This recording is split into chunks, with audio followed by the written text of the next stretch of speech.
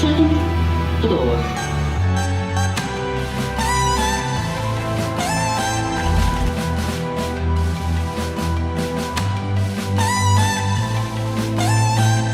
We'll see you around the timeline.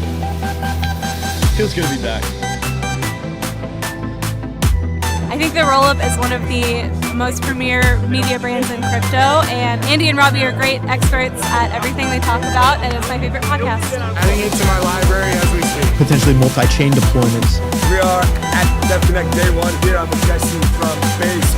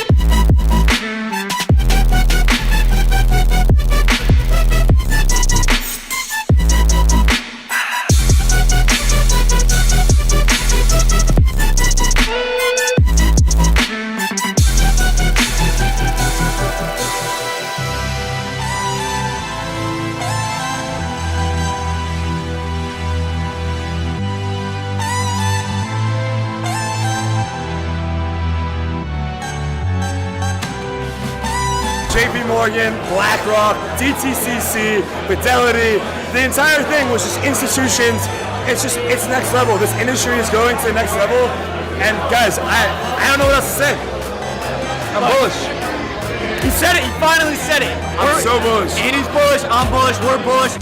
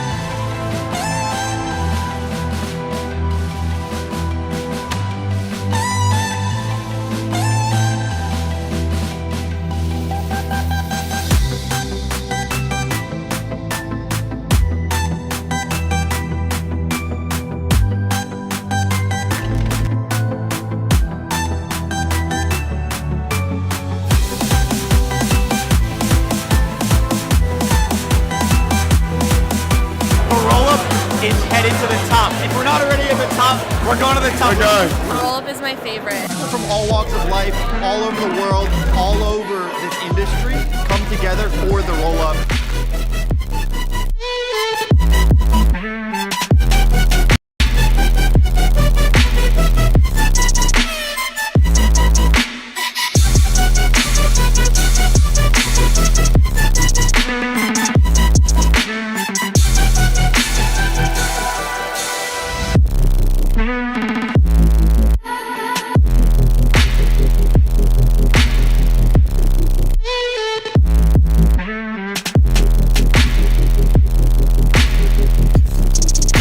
Zoom out. The institutions aren't coming, they're simply here.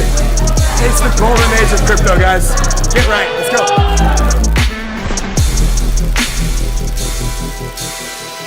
nest. See you on the show. Welcome Welcome. to the Tokenization Tower, nest. Thursday, April 16th.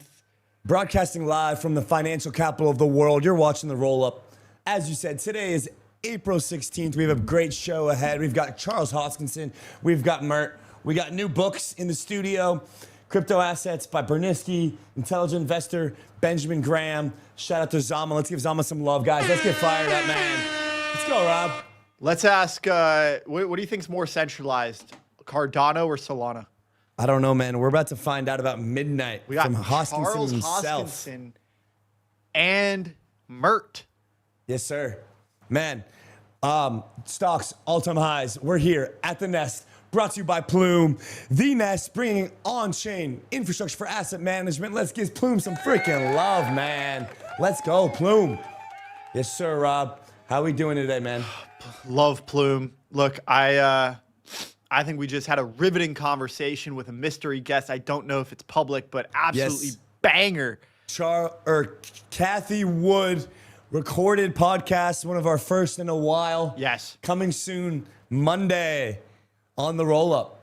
First thing in the mornings. You guys will see it then. It was a banger. Yeah. Bullish. It I was mean, bullish. look, that was a great time. We talked about the tokenization thesis. She agrees. First, you start with stable coins. You start with the non-speculative assets. You go to treasuries. You go down the risk curve, tokenized equities. All of these things come on chain. Larry Fink said so. Yeah, And so he did. it shall happen. The largest asset management company in the world is going on chain. They are tokenizing their ETFs and their assets. And I heard they're choosing Ethereum. Indeed, they are. Let's get into today's topics. Robbie's always going to defend his Ethereum back no matter what. Live from the Tokenization Tower, Midnight founder joins the show, Charles Hoskinson. Helius CEO Mert joins the show as well. Guys, we are in for a show today. I'll tell you that much. We are in for a show. It's going to be fun. We're going to talk Zcash, Midnight, get caught up with Hoskinson. He's dogging on the quantum stuff as well after Corey came on yesterday. And Yeah. yeah. Look, that was actually one thing I wanted to mention to Kathy, because in her big ideas for 2026 report, she mentioned how obviously there's all of these converging big technologies, robo-taxis and data centers on the moon and all these crazy convergence of technologies. Yet she said quantum is still like, I think aggressive, it was like 2040, and then Yeah. conservative was like 2060. And so still 20 to 30 years like from now. The reality is that, you just see this on the timeline. You see there's fear. People are saying that the institutional capital is not allocating to Bitcoin because there's risks of quantum. And so as much as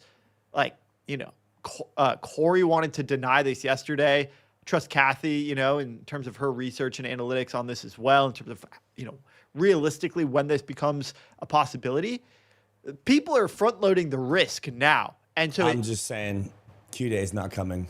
And so but you still have to overcome the fear. Right. And I think the point is that the institutional investor is fearful of Exactly. this narrative for Bitcoin. So we will talk about that a bit more, guys. We are going live from the Tokenization Tower. Today's topics powered by Trezor. Use code ROLLUP10 at Trezor.io to grab yourself a Trezor, one of the best hardware wallets on the market. Let's give them some love before we move in to markets and weather today in New York City and in Miami, down south in Florida.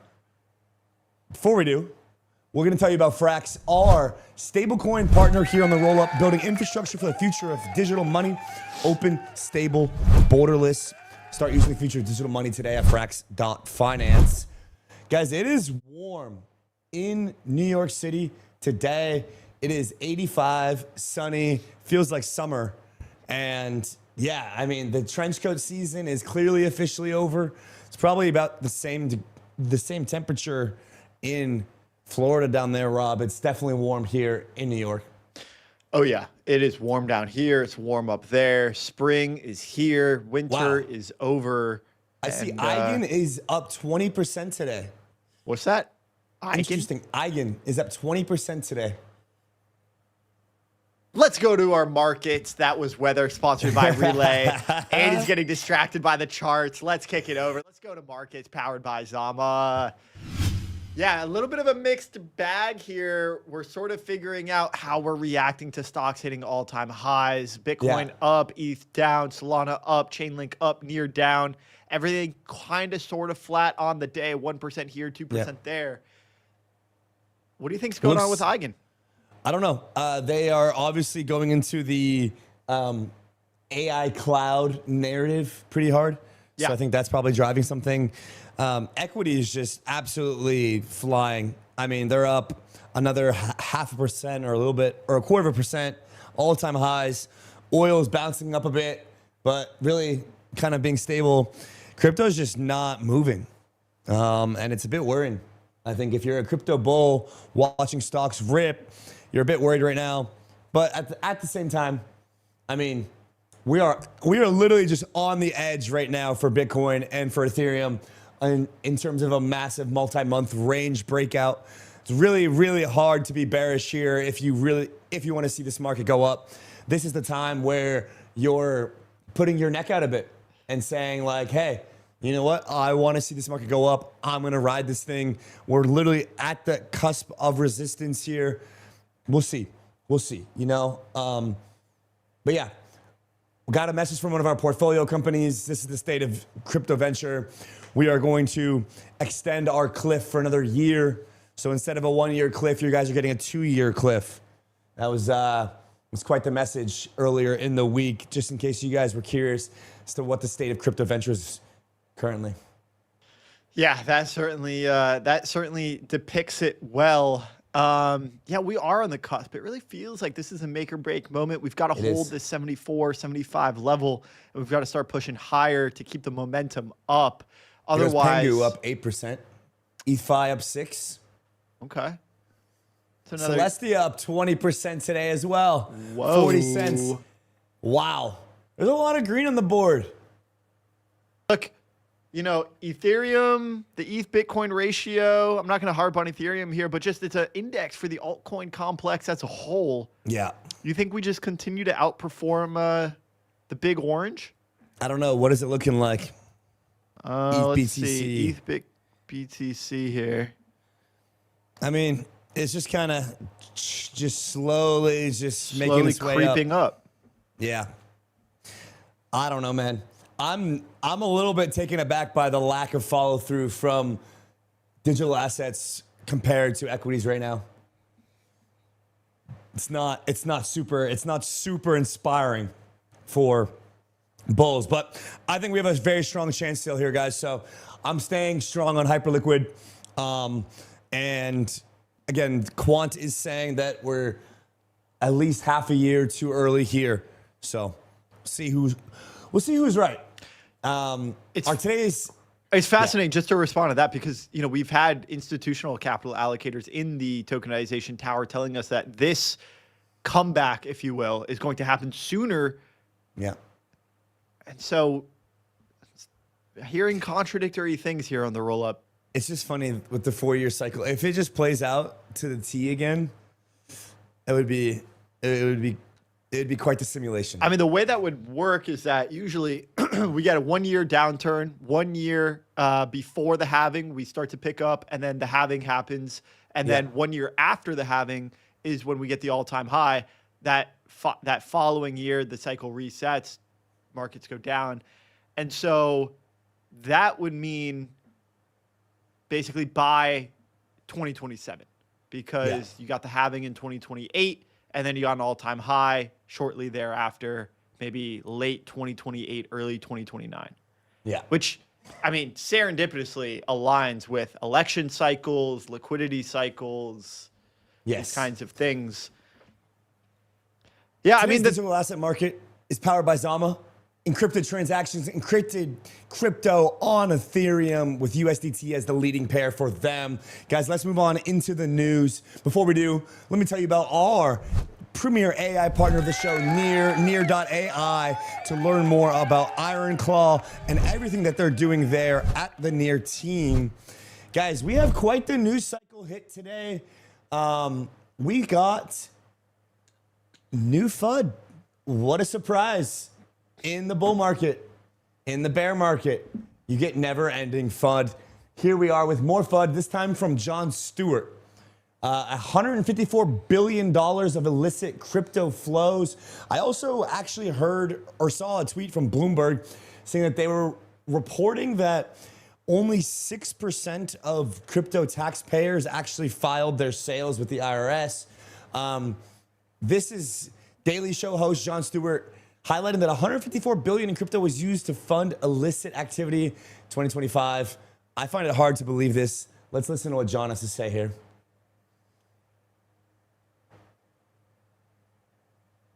Last year, a crypto organization crypto company estimated that $154 billion of illicit activity was financed via cryptocurrency. 154 billion last year, and that was a crypto company that made the estimate. Here's what's fucking crazy about that. So Donald Trump is literally shilling for the product that allows our enemies to avoid our sanctions. Is that what this ultimately? Yes. Wild. It's wild. And to give you an example of how deep the corruption goes, the biggest stablecoin company by far is this company Tether. And Tether, their broker is Cantor Fitzgerald. These guys are and Howard hilarious Lutnick when they get out of their was studio. the commerce. Yes, that's how. I mean, guys, we're talking And about through Tether, yes. and who knows what's actually going on, because you said it's synonymous. But is it possible that through Tether, Russian oligarchs are moving oil to, let's make it worse, moving my Iranian gosh. oil to China in exchange for drones and weapons? Well, it's not possible. It happened. It does happen. I mean, if you can These, read these stories about midterms are And going to be Howard rough. Lutnick profits from that. or his kids technically, because he's technically not the. But I mean, come on, what are we talking about? Yeah. Holy fuck. Oh yeah. And then I mean, can we talk about Jeffrey Epstein for a second? Not that I'm aware of. I don't think you're allowed to. Oh, boy, let's talk was about he Jeffrey an Epstein. early crypto dude? Is that what Yes. that was? Yes. So his sex trafficking was enabled by that same system. One can assume. I mean, we don't have evidence of it because again, pseudonymity of the ledger, and who knows? But And, what we and, do redaction, know, and redactions. and redactions. But Right. here's what we know: we know in the emails that Epstein was funding something called Bitcoin Core Development, which is the group of programmers, software engineers who maintain Bitcoin's operating system. Yes, there are people behind this supposedly, completely computerized future. So he was funding that through the MIT Media Lab. You remember the MIT Media Lab? There was a blow up some years ago, a big article in the New Yorker. It's like this offshoot of MIT. This guy, Joy Ito, was running, and they had relationships with a lot of very wealthy people, including Bill Gates, and funding various projects. So Epstein was basically keeping the Bitcoin system alive in 2015 at a point when it was kind of languishing. Silk Road had been shut down. There was a lot of fighting. And why would Jeffrey Epstein like crypto? Well, if your main businesses are blackmail and money laundering, We have buried the lead here, Ben. Oh my gosh. last year, Oh man. Where do you start with this one? Trump is going to get the entire digital asset space into some serious narrative violation, sentiment violation territory. I mean, the Democrats are going to come out in November and just tear this stuff apart, man. As you said yesterday or the day before, Epstein, Lutnick, Iran, Russian oil, oligarchs, China. I mean, it doesn't really get much worse. No, you can see how they string these things together. Yeah, I mean, these guys are just trying to get a clip. But I think See, that's everyone's trying to get clips, man, and the collective intelligence of the world is just dropping drastically. and so the Clippers are going to generate this, and then it's going to make its ways into the social media feeds, and then into the politicians' heads, and then Yes. the politicians put it into the laws and the regulations, and then all of a sudden our industry goes kaput. Look, man, I mean, these types of takes to me, I don't even really worry about them. Sure, maybe they are the mainstream take that is problematic for people who don't really understand what's happening. But like, as you've been in the industry long enough, all you've ever heard is this is used for illicit activity, for gambling, for dark web, for illegal, operations. And so, I don't know, the big numbers here, that's a little bit disheartening. But I mean, once you've been in this space for several years, you've heard this 10 times. I don't care if it comes from Jon Stewart, if it comes from Trump, if it comes from frickin', Muhammad Ali. It's the same stuff over and over and over again. And you kind of just learn to put it in the back and just keep going forward. So, what's funny is like, these guys are profiting off of the system that is allowing them to have the rich get richer, to have the monetary policy from the central bank allow them and their entire family's stock portfolios to absolutely go to the moon the last 30 years with really not a whole lot of constructive output from that portfolio. Just put the money in, watch it go up, watch your home value fly to the roof. All this inflationary and money printing, of course, benefited guys like Jon Stewart who are in the older generation.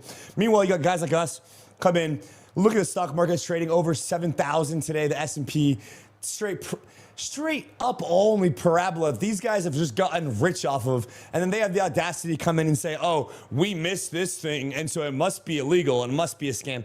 Get the hell out of here, man. Stay on your boomer train. That's what I have to say about that. I mean, I was gonna fight you on that, but I think it's funnier to just go with you and just add to the fire here and say, look, now it's the AI companies propelling the S&P forward, and they're taking our jobs. They're retiring. They don't need jobs. They're profiting off of our lack of labor. Terrible. All right, guys, let's move on. I don't have anything to say about this. Professor J. Oh my God. Here we go. All right, play the damn video. Play the damn video. This is just, I mean, how much worse can it get? So the moment people recognize that this is a CIA operation, people won't put their money into blockchain. People won't put their money into Bitcoin. They'll be like, I mean, why would I do that? You have to ask yourself this question. Where are the blockchain servers located? Right? Because I imagine if you're able to control the hardware, you can also control the software. I don't care what they tell me about open source and all that. I want to know where the databases are, where the servers are, physically. So the moment people recognize that this is a CIA unknown servers and databases are the cause for this guy, Professor Jang, to think that this entire industry is controlled by the CIA. Like, what is this guy even saying right now? Is he satirical? I don't know. He might be. I mean, that sounds like jokes. I mean, look, the concept of decentralization is hard to grasp. Like, it is hard to understand that you have like these computers distributed globally, they competing on this really hard math puzzle, and the one who completes it, some pool or a single gets this reward. Who started this thing, the Immaculate Conception. Look, I get it. But to come out and to just say that due to the unknown location of the servers and databases, that is a CIA operation just makes absolutely no sense. I mean, what is this guy saying? Like, how do you listen to this seriously as a consumer? The problem is, though, I think that guys like Jon Stewart, Professor Jang, people actually listen to this and they go and they tell their friends that they saw a clip on Twitter saying that Bitcoin is CIA, and it spreads. Yeah. And of course, the good spreads faster than the bad. And so we're going to be stuck in this world of perpetual FUD. Like, we might as well just start FUDing just for the sake of creating more additional FUD, so that way that this silly stuff doesn't actually keep surfacing. I remember when this kind of thing would actually move markets. Like people like Yeah. Jon Stewart, they would claim these things. This guy would claim things. CIA operation, Epstein ties would actually move the market. The market's gotten so much more mature that Yeah. now we have institutions that are just buying. I also think it's going to be hilarious when, if Democrats win the midterms and they're throwing all kinds of lawfare at Trump and impeaching him for world liberty finance corruption. But Yeah. BlackRock and Anchor, like all of these institutions are going and just like pushing tokenization to the absolute limits. Yep.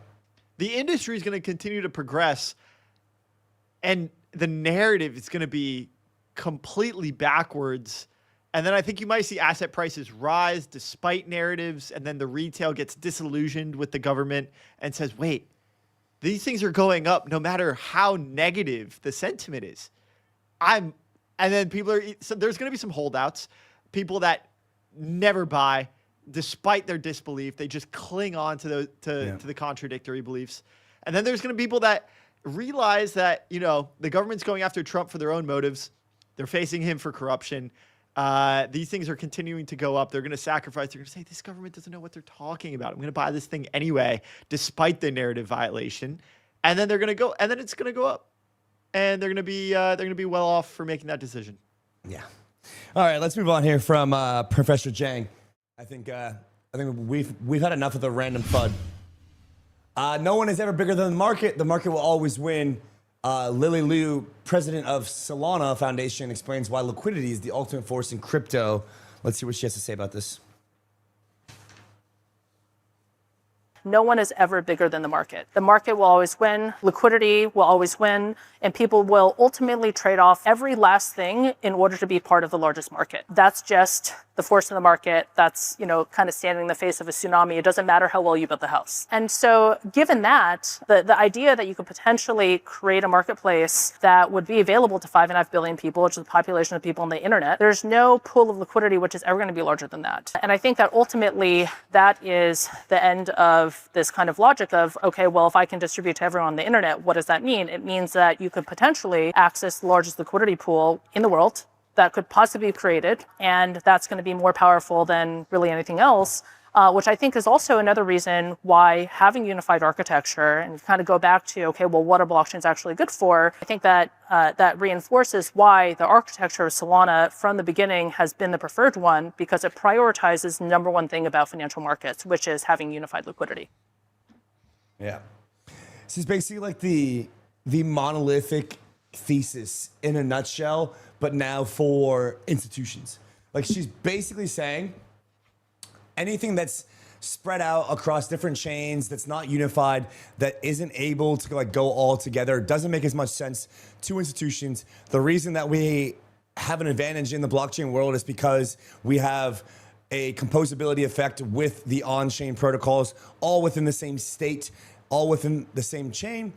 Doing this on Solana at scale makes the most sense. That's why we were able to build this architecture in this way. That's why we thought about doing it this way.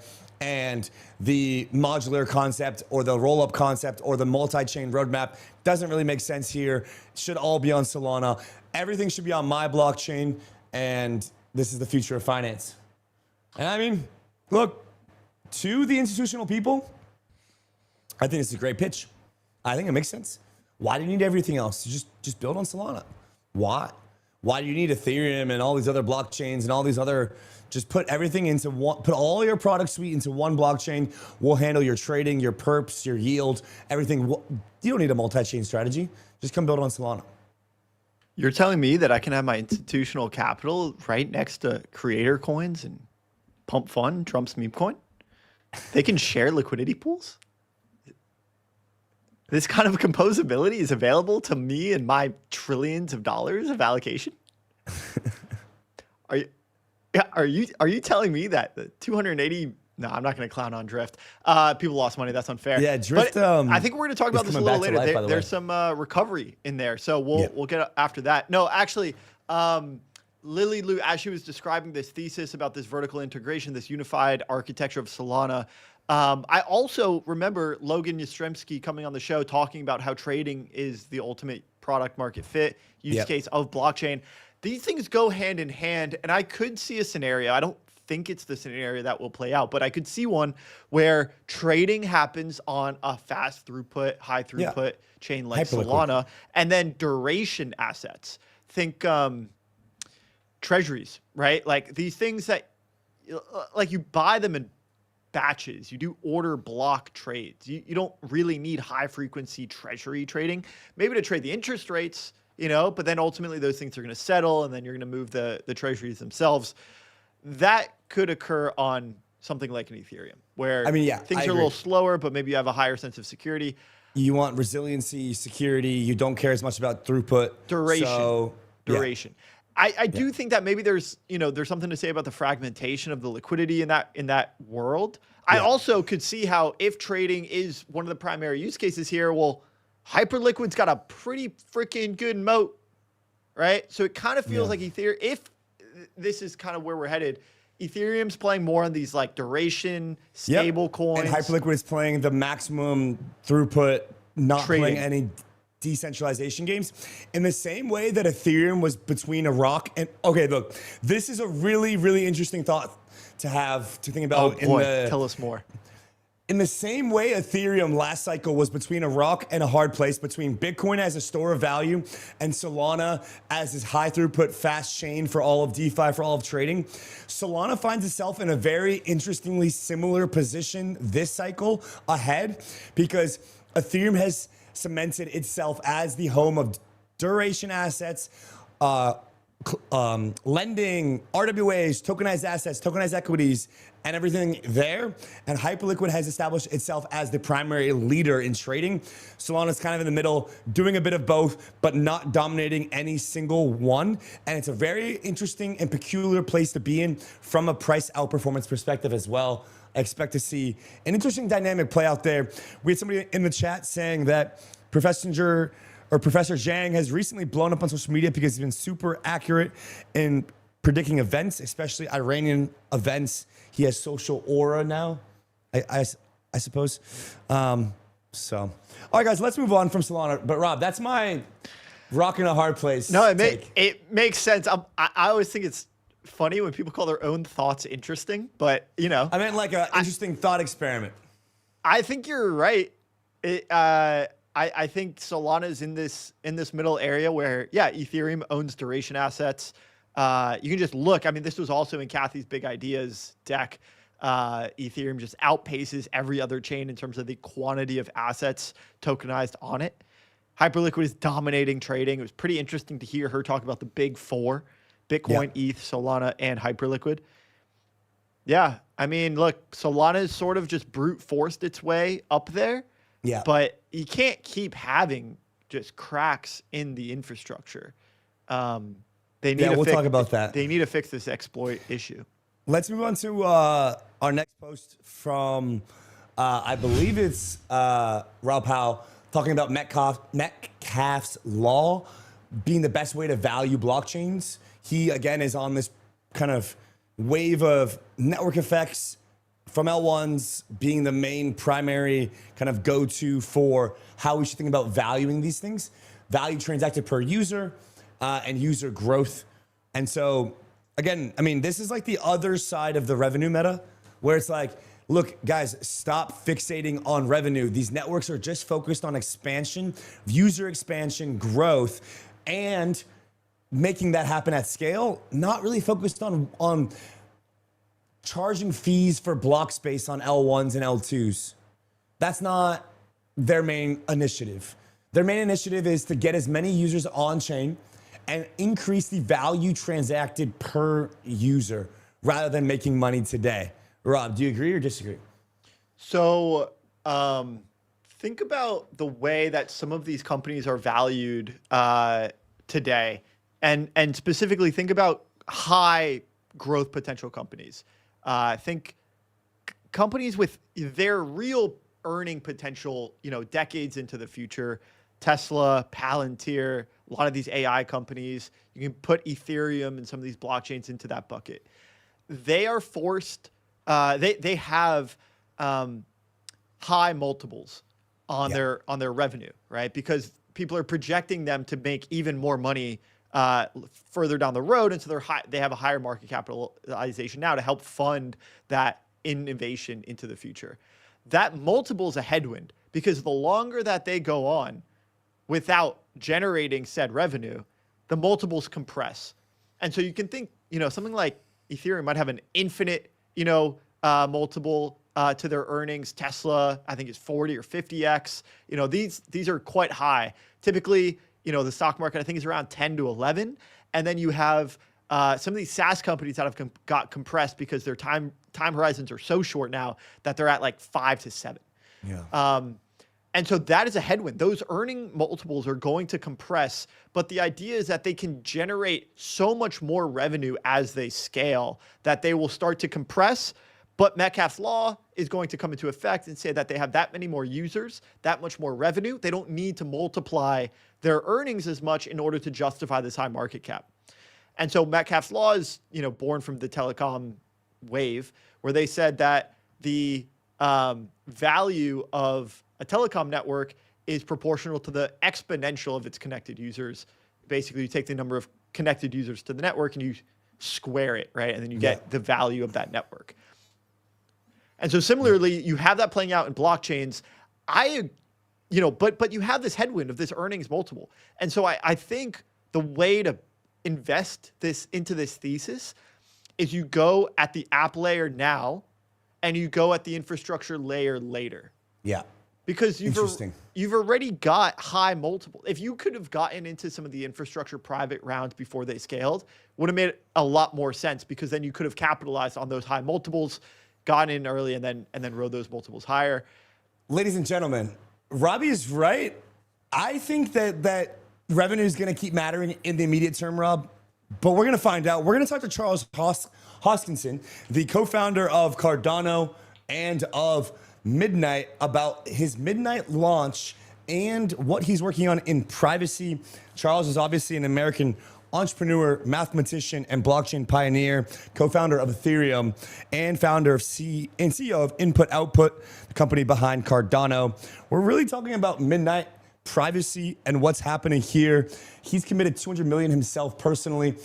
I do want to ask him about this quantum stuff that he was talking about. I thought it was pretty funny, pretty interesting. Also that we had Clory Klepstein on talking about it. So let's bring Charles up and let's get the show on the road. First guest here. Hey, guys. Charles. There he is. Charles, welcome to the show. Good to see you. How y'all been? Good, man. Good, man. Probably not as busy as you fighting all the quantum bulls on Twitter. I got 6 companies, man. I don't sleep. Well, congrats on the Midnight launch. The mainnet was March 31st, I believe. You had some big companies in there as federated validators. Maybe just give us the high level here, Charles. Why Midnight? Why does this make sense from your kind of purview of the space, and what is needed going forward? And really kind of like, what is this product? Yeah, so I've been in the industry a really long time, like a decade and a half. And one of the problems with being in the industry is that everything starts repeating itself and rhyming, so you hear the same narrative again and again. So you guys probably noticed this too, because you've been around for a bit, where like a big company will announce, we're using cryptocurrency, we're going to do this pilot. Everybody gets all excited, like, oh, Google's coming in, or Microsoft's coming in, or Sony's coming in, or whatever. And then like a year or two later, it's like, whatever happened to that Mercedes-Benz bond issuance on Ethereum? Or whatever happened to that project Adept with IBM? Like, I remember hearing about it. Why did that thing fail? So actually, years ago, I took the time to start looking into these things because I was interested myself. I said, I want to, big people come on in and do things in the space. And generally speaking, they fail along one of 3 lines or collection of the 3 lines. So it's either it's too hard to use for their user base, the compliance team or regulatory side goes crazy and they say there's just no safe way for us to do this, or the balance of privacy and publicity is somehow mismatched and they have to do all this off-chain stuff to add privacy in, and then it's no longer a blockchain because you have like a centralizing function to do that, or some combination of these types of things. So what we asked is, could we build like a meta chain that's like the ChatGPT of privacy and simplicity and compliance, And it can work with Ethereum and Solana and Bitcoin and Cardano and these other systems. And people can pay in the assets they want to pay in. So they can pay in Bitcoin or Sol or stable coins or what have you. And what it allows you to do is reason about these things, privacy and abstraction and compliance. And then it makes it very easy to build these things into your application, whether that be a DEX or that be a prediction market or a privacy preserving stable coin. And where it gets really fun is then you can start facilitating cross-chain activity. So you think about Bitcoin DeFi as an example. Let's say you're a Bitcoin holder. You can lend your Bitcoin to a stable coin. You can do that as a Taproot transaction on the Bitcoin network. And then you can deploy that stable coin in some yield-bearing thing somewhere. And then you can, as you get yield, buy Bitcoin with the yield, and then it comes to your wallet. Now, the end user doesn't want to do 14 steps. You know how 4 dApps work and 6 networks. They just have an intention. Okay, so like a chain abstraction type of deal and an account abstraction type of deal. I want to make yield with my Bitcoin. So I want to click like stake my Bitcoin or something like that. So you click it. Well, something has to be a coordinating layer. And also you'd probably like to do that with some degree of privacy. So people don't know you're doing it. They don't know how much yield is coming in or any of these other things. It's kind of hidden from the space as a whole. So that's really the space that Midnight occupies. The other thing is Midnight occupies the Web 2.5 space. So the most valuable companies in our industry are not Web 3, they're Web 2.5. Like Binance is a great example. There's this big regulated exchange network, but then you also have Binance Smart Chain. And when you put them together, it's 400 million people, and CZ's worth more than Bill Gates. Or you look at Tether, where it's a regulated business. It's got bank accounts and there's an owner, but then there's the Tether asset, and that lives on the blockchain side. But it's not really one or the other because it's kind of a little bit of both. It's the peanut butter and jelly. So the problem with Web 2.5 is there's no obvious way to do that that's repeatable. So what ends up happening is they end up building their own chains, whether it be BNB chain or ARC or these types of things. And it reminds me a lot of the just years ago we had the consortia chains like Fabric and R3 versus the open system. And open systems tend to win over consortia. So we really wanted a home that was open, that could live above all the other chains. It could be a natural place to put Web 2.5 as well. So those two verticals. Then that the way that you think about implementing privacy on chain is completely antithetical to the Canton network database institutional private black box then. Self-sovereignty is the third pillar of it. It's like everything's got to be self-sovereign. You have to own your own identity, you have to own your own wallet, and you need to be in charge of a disclosure regime. Now, you can negotiate disclosure. It's a two-way relationship or a multi-party relationship. Somebody has the right to say, to do business with me, I need to know certain things, but ultimately you're the person clicking the button, not a third party on your behalf. You have to have the ability to click that button, say that thing. And the thing is, we have all the technology for selective disclosure. You know, when you look at solutions like ZKMe, they can already do ZK, KYB, and KYC. You can do proof of location and all these other things. Like you want to blacklist things. For example, I don't want to be under U.S. jurisdiction. Well, how do you prove that you're not a United States participant? Well, you need to somehow prove like an IP address or some artifact to verify that. Well, I'd like to be able to do that in a zero knowledge way and say, yes, I'm not under U.S. jurisdiction, but I don't want to tell you where I'm at. And it's the same for age verification or any of these other things. And when you have those capabilities, there's no reason for a trusted third party to have all this information and to be a data warehouse. You see, and so Midnight's trying to occupy that part of the space and kind of be the next generation of it. And then suddenly settlement is compliance and everything is basically algorithmically automated, and it becomes very easy to start building rooms of execution flow for applications. So you can have an unregulated and a regulated marketplace, and you can put your RWAs inside that marketplace and everything just runs and it's all seamless. And basically Midnight can do the routing and, gets a fee, and you pay your fee in whatever currency you want to pay it into, because the way that we designed the tokenomics for it. So I think there's a big demand for it. And what's nice is it solves the bootstrap problem, because whenever you build a new network, they're like, well, where do you get the users from? And how do you get liquidity and all this other stuff? Well, we're not telling people to leave Ethereum or Solana or Bitcoin or other places. We're saying use this framework and you can go now abstract and multi-chain and multi-institution, and you get all these emergent capabilities with it, and you pay the fees with your own currency. So it feels like a natural extension of Bitcoin or Ethereum or Solana. If you look at like last year, 11 million tokens were issued Didn't really do much, did it? No. None of them were successful. So we don't live in an age of network effect moving rapidly from one chain to another chain. Instead, you have to meet users where they're at, not where you want them to be. And you have to figure out where they're at, what you can do for those users, and how to take care of them. Yeah. Some of the entrepreneurs that we've talked to with multiple companies, it seems like there's usually a grander vision. I take it Midnight maybe leveraging some of Cardano, whether it be users or applications. How do you think about your companies fitting together? Cardano working with Midnight, your other companies, everyone working together. What is your grander vision for how this could play out? Well, the partner chain model was really built for Cardano in response to what happened with the layer 2 model in Ethereum. The layer 2s were solving a very specific problem at a very specific point in time. Ethereum didn't scale. So all these people built these layer 2s to scale, but in the process, they became quite parasitic. They took the traffic, the token value, the users, and the Vitalik is like, well, thanks for all the fish, but you got to come home now. You have to come. So there's this natural conflict between the layer 2 and the layer 1. So what we wanted in the partner chains model is a true partnership. The partner chain basically gets something from Cardano. In this case, it gets security, decentralization, a stable place to launch a token. And then the partner chain adds something to the equation. So in this case, the partner chain now adds privacy to Cardano, and it adds all these other capabilities. Cardano, more revenue streams for the stake pool operators. So basically, both sides get something out of the relationship. And if you have a natural partnership, it tends to stay stable. So a lot of these sidechain schemes are like master slave. Like the primary network, basically you're a slave to it. You can't leave. You can't do anything. Well, partner chains, we have multi-resource consensus. And so basically you start on Cardano, but then you can leave. You can actually mix and match the different consensus algorithms. So if the partnership is not working for that chain, there's a very natural way to drift off. If it is working, they can stay forever.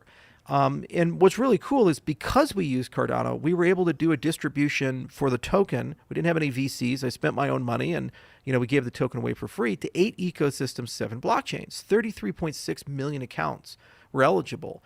And so we were able to do this nice, beautiful drop. The token launched in December, and within 3 months, it has near ubiquitous liquidity. In fact, at the all-time high in liquidity, it had $9 billion of trading volume in one day. That's like Tether level or Circle level trading volume. You couldn't do that as a new layer 1 because they have to do all this other work to integrate and everything, but that's a Cardano native asset. So it's kind of like an ERC20. So any place that had listed ADA, it was trivial for them to list the Midnight asset and get that trading. So that alone was worth the price of admission, but then also having a large distribution base and about 1 million people redeemed out of the 33.6 million, which is a great redemption rate for an airdrop. It's one of the best of all time. So we already have a large community. We already have full decentralization with respect to the asset distribution. And then we have an operator system to run our network. And those operators have been running Cardano for 8 years, 24 hours a day, 7 days a week. They're very good and they're very well trained. And then when we're ready to grow, we can move beyond that and eventually have a multi-resource network where Midnight can actually be maintained by a collection of networks like Ethereum and Solana and so forth. And what's really cool is it's directly observing all those networks. So we can produce a lot of zero knowledge capabilities. Like we can fold all those chains and become kind of like an oracle to what's going on in all those systems. You get proofs of that. And so it can offer that service to Cardano as well. So it's a very synergistic relationship. And we kind of built the partner chains that way. We tried to avoid the parasitism of the Ethereum L2 and say, okay, these guys are natural partners, and whether they stay or go, it's completely immaterial. The other really cool thing, and this is very unique to Midnight, is by having a 2-token model, a private token that lives on, that's a capacity token on the main ledger of the system, so the Midnight ledger, and then the Cardano native asset that's kind of like the governance and the consensus and the generating function to create that other token. You can separate public from private. And that means you can list ubiquitously. So we're likely going to be the first privacy framework to be listed in Japan, and the first one to list it in Korea and other places where they're actively removing Zcash and Monero and other systems because it's against their regulation. But yet we still have privacy because of the other asset, and that other asset is decentralized. It's traded on a capacity exchange for consumption. And the really cool part too is the tokenomics are non-inflationary then, because your returns as a night holder are related to the consumption of the network. It generates dust, and the dust is traded on a capacity exchange. So you end up getting an index of like Bitcoin and Ether and stable coins and other things. So as a token holder, you're actually aligned for a cooperative equilibria. Okay, so Yeah. you're saying I want more people to use Midnight, more people to be connected to Midnight, as opposed to buy Night token. It's like, no, I just want you to use the network, and I want as many networks to use the network as possible. So it's a non-adversarial tokenomics, which is a very unique thing in this space. Everybody's a maxi, and this is the first coin, I think, where there's actually an anti-maximalism built into the tokenomics itself. Yeah. From the uniqueness standpoint, sometimes it requires a lot of education. And there was a fellow that came on here somewhat recently and kind of gave us this concept of research fetish, which is something that we've talked about with relation to the Ethereum community. You know, some of this fixation on, you know, these esoteric, whether it be tokenomics designs or protocol designs or scientific research attempts, without sort of looking at what the market is demanding and gearing more for product market fit, especially in the wake of or in the light of something like Hyperliquid, where, you know, they've kind of maybe sacrificed on decentralization, but have gotten a ton of product market fit. What's your reaction to the rise of these sorts of things? You mentioned Web 2.5 has kind of been the stronghold of the industry. Also Hyperliquid, you know, given that it's got somewhat limited in validators, but has so much traction now. How do you avoid research fetish and you make sure that you stay steadfast and build things that people want? Yeah, and you'll notice a lot of things in Midnight are pure pragmatism instead of purism. So you have three buckets when you build a cryptocurrency, and you can't get away from them, and everybody's indexed differently. So you have purism, pragmatism, and aspiration. So purism, that's like Bitcoin or Cardano. It's like it's decentralized and this, and you know, you have to be this way. In our case, formal methods and peer review. Pragmatisms like Solana or these types of things. It's just whatever the fuck works, or Hyperliquid. Let's just go. We want user acquisition. We'll eventually, you know, figure out the right way later on. And then aspiration is kind of like the meme coins. One day it'll be rich, you know, will be valuable. It's stuff that's not quite here. It's not possible, but people aspire to it. Every cryptocurrency has some connection to these things, and they kind of rotate back and forth. Every market cycle, there's a different reward function and a different winner. So in the last cycle, the third generation cycle, it turned out that the Solana approach was actually the way to go. In the first cycle, the purism approach was the way to go. The second cycle, Ethereum one, it was kind of a hybrid of purism and pragmatism. So now we're in the fourth cycle with the fourth generation, where we're really talking about abstraction. We're talking about metachain. We're talking about smart compliance for RWAs, the Web 2.5. We're talking about privacy. Yep.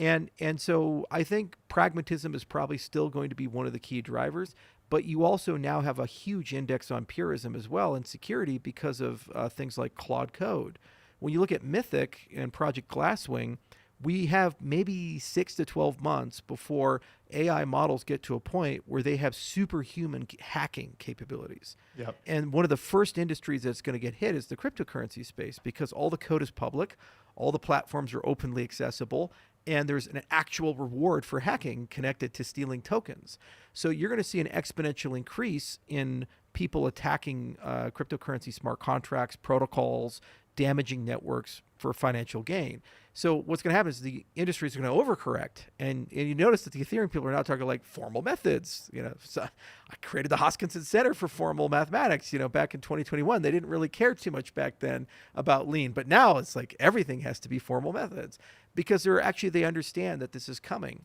So pragmatism will certainly be important, but purism is also going to be important. From our point at Midnight, we've taken a little bit from everything. Like we used Parity Substrate instead of Cardano's as a base architecture, so it's all written in Rust, but then we put some Cardano technology in. The programming language of Midnight is Compact, which is a variant of TypeScript, the most common programming language in the world, and we built it from the ground up to be chain abstraction and account abstraction.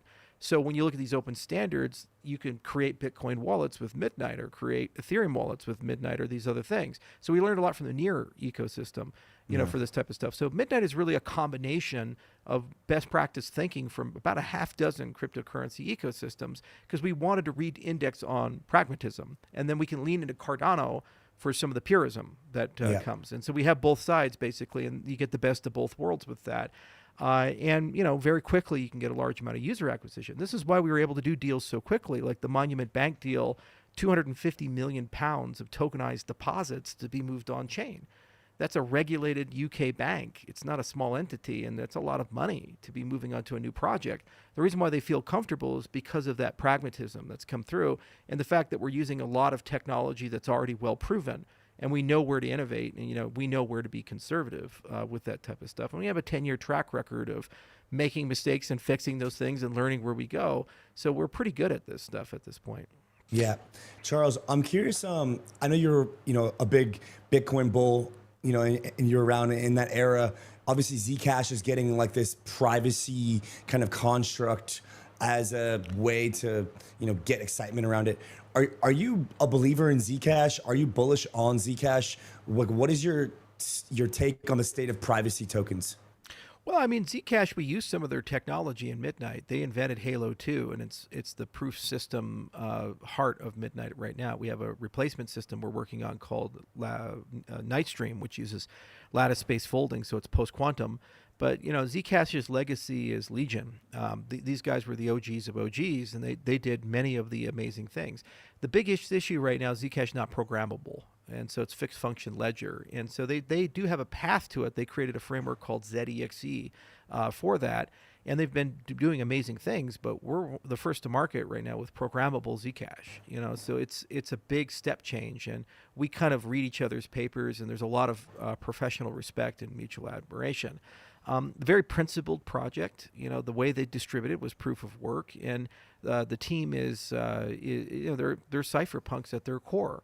So those are examples of good actors. You may have philosophical disagreements, or you may have, like engineering disagreements about what the approach is or product market fit, but you don't dislike them or think they're bad actors. Yeah, no, of course. You think they add a lot of value to the space, whereas other projects, maybe you have a different opinion. The big thing that Zcash has to contend with is liquidity, because if you look at where regulation is going, protocol level privacy, where the asset is shielded by default, that is having a harder and harder time getting listed on exchanges. And so that's why they're losing liquidity, not gaining liquidity, and they're having a hard time maintaining it. And so they have to kind of always contend with that. The dual token model sidesteps this because you have public asset and private asset. So you get the utility of privacy through a capacity token, but then you basically use a pseudonymous token that has the same characteristics as Bitcoin or ADA for the listing purposes. And everybody seems to be okay with that compromise. So we think we have a better liquidity story than they do, but you got to understand, it's like there was a different era when they launched their token. It was a very different time in cryptocurrency, and you can't like retroactively go back and change the fundamental social contract of your tokenomics. So we had the benefit of hindsight, whereas they did not. So we learn a lot from them. There's obviously collaborations that are possible, and we like our approach to privacy a little bit better because it's more holistic. We're also including multi-party computation and trusted execution, and we have a direct line of sight how to do homomorphic encryption. They can't quite do that with Plonk and Halo 2. The other thing is our arithmetization in the system, we're going to translate to tensors, and when you have a tensor CCS arithmetization, it works natively with all the AI GPUs. So we can use that hardware in linear scale with that hardware, and there's trillions of dollars of data centers that are being built to optimize for that function, and that's not the case with these legacy systems or what Ethereum is doing with hashes. So I think we have a better long-term scalability story as well, in addition to a better post-quantum story and also a more holistic pet framework, for these things. But you got to understand, it's like I have the benefit of 7+ years of hindsight on that project, so it's unrealistic to assume that. Right. They're just going to be able to keep up with a new project in that respect, but they have the network effect.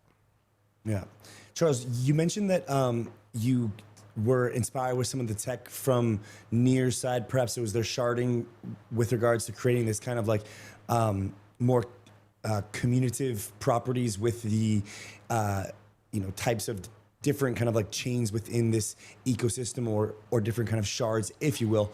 Do you have any thoughts on the intense design from Near? Yeah, we didn't do anything with the sharded side. So their sharding scheme is Doomslug. It's great, and they're great people. I love the Near people. We actually looked at the intents, and we've been examining both the intents and the Near account model, because you have to have these days some protocol level strategy for wallet abstraction, account abstraction, as well as chain abstraction. And chain abstraction is like Wi-Fi. You don't invent your own Wi-Fi. There's a standard.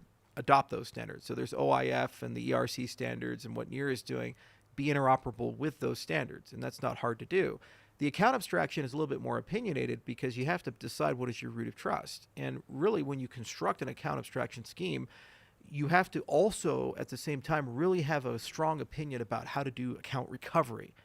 Because what you want is to get to a world where the keys live in a trusted execution environment on a phone or laptop, and the user never has 24 keywords. They never have to have the private key or mess with the private key.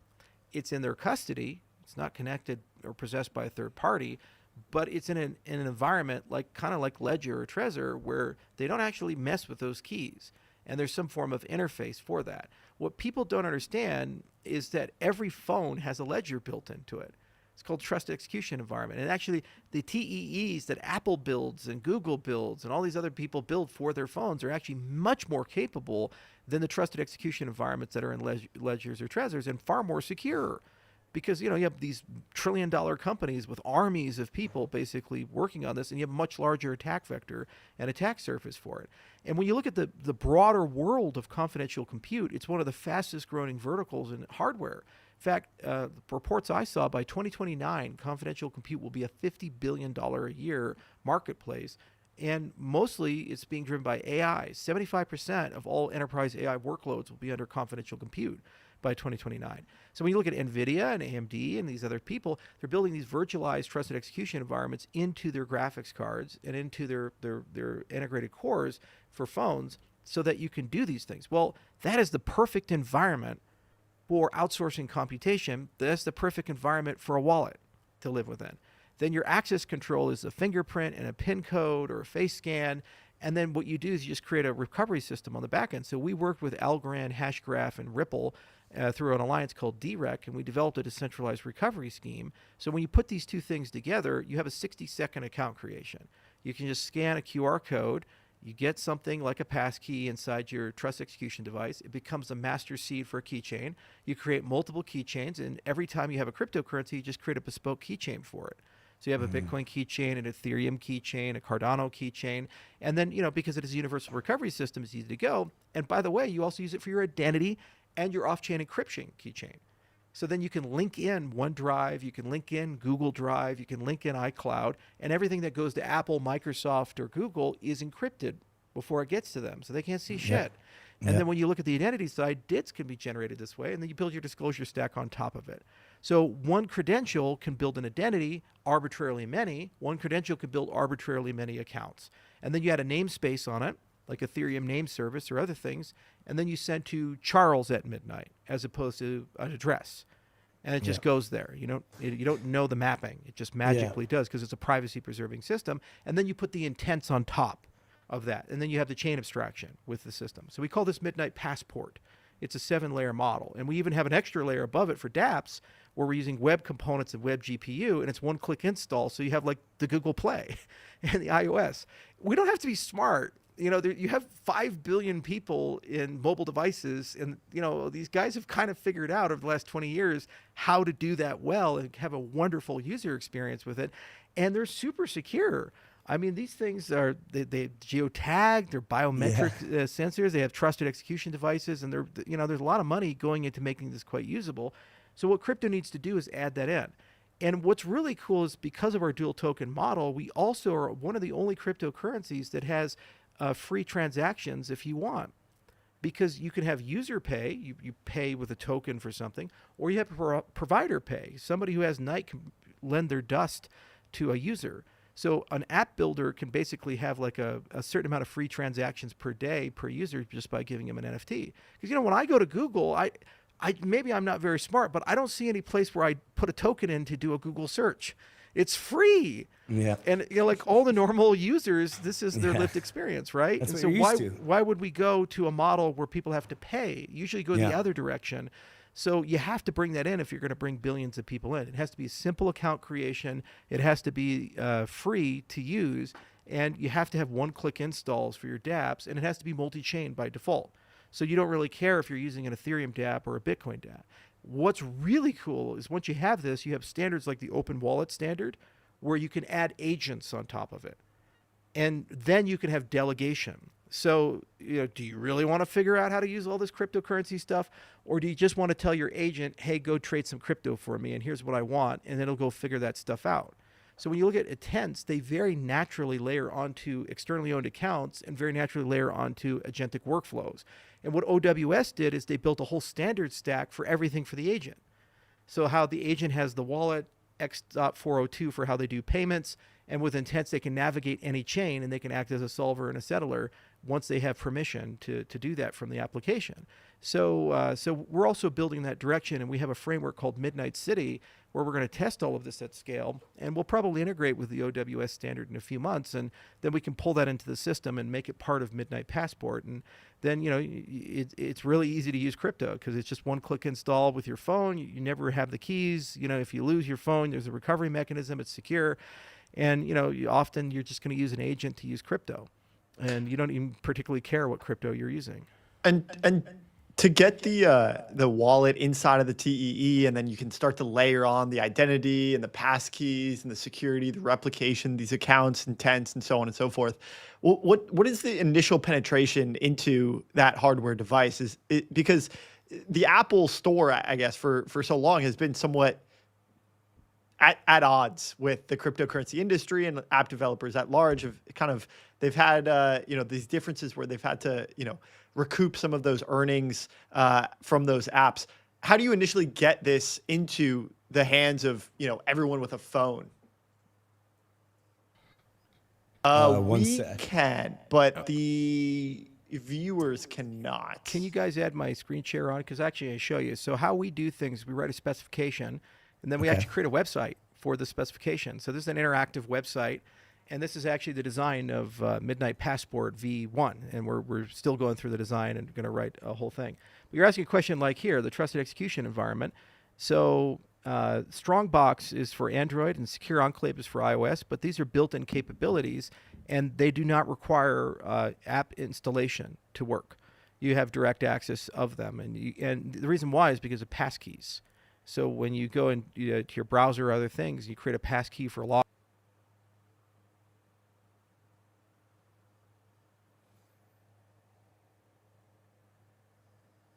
Rec is the recovery system, and then you have your wallet layer, then you have your account model, your identity credentials, your naming system. So this is what gives you that Alice at midnight or Robbie at midnight. Then your chain abstraction, and then you have your DApp operating system, and then you have to use a standard for your DApp connector if you want it to be multi-chain. But really, you build this around this idea that you want in 60 seconds for the user to be able to create their account. So they scan the QR code, and then you get into the enclave, and then you start initializing all the stuff, and then you kind of get some dust airdrop to you. So you can kind of use the system to start with, and then you link it to some sort of payment capability for a perpetual on-turn use. So in 60 seconds is the benchmark, and then you have design principles. And so these are some of the principles that we have. And then over here, we have like 21 different use cases. So you have like DApp upgrades and keychain synced and encrypted backup and borrowing and token swap, lending, staking. So you can model the flow for each of these use cases as a primitive of how would that work with a wallet system like this. And then you have personas. So these are different people. So here's like Nadia, and it's a description of who she is and then what she wants to do. And then how does that persona fit in with each of these layers of the system?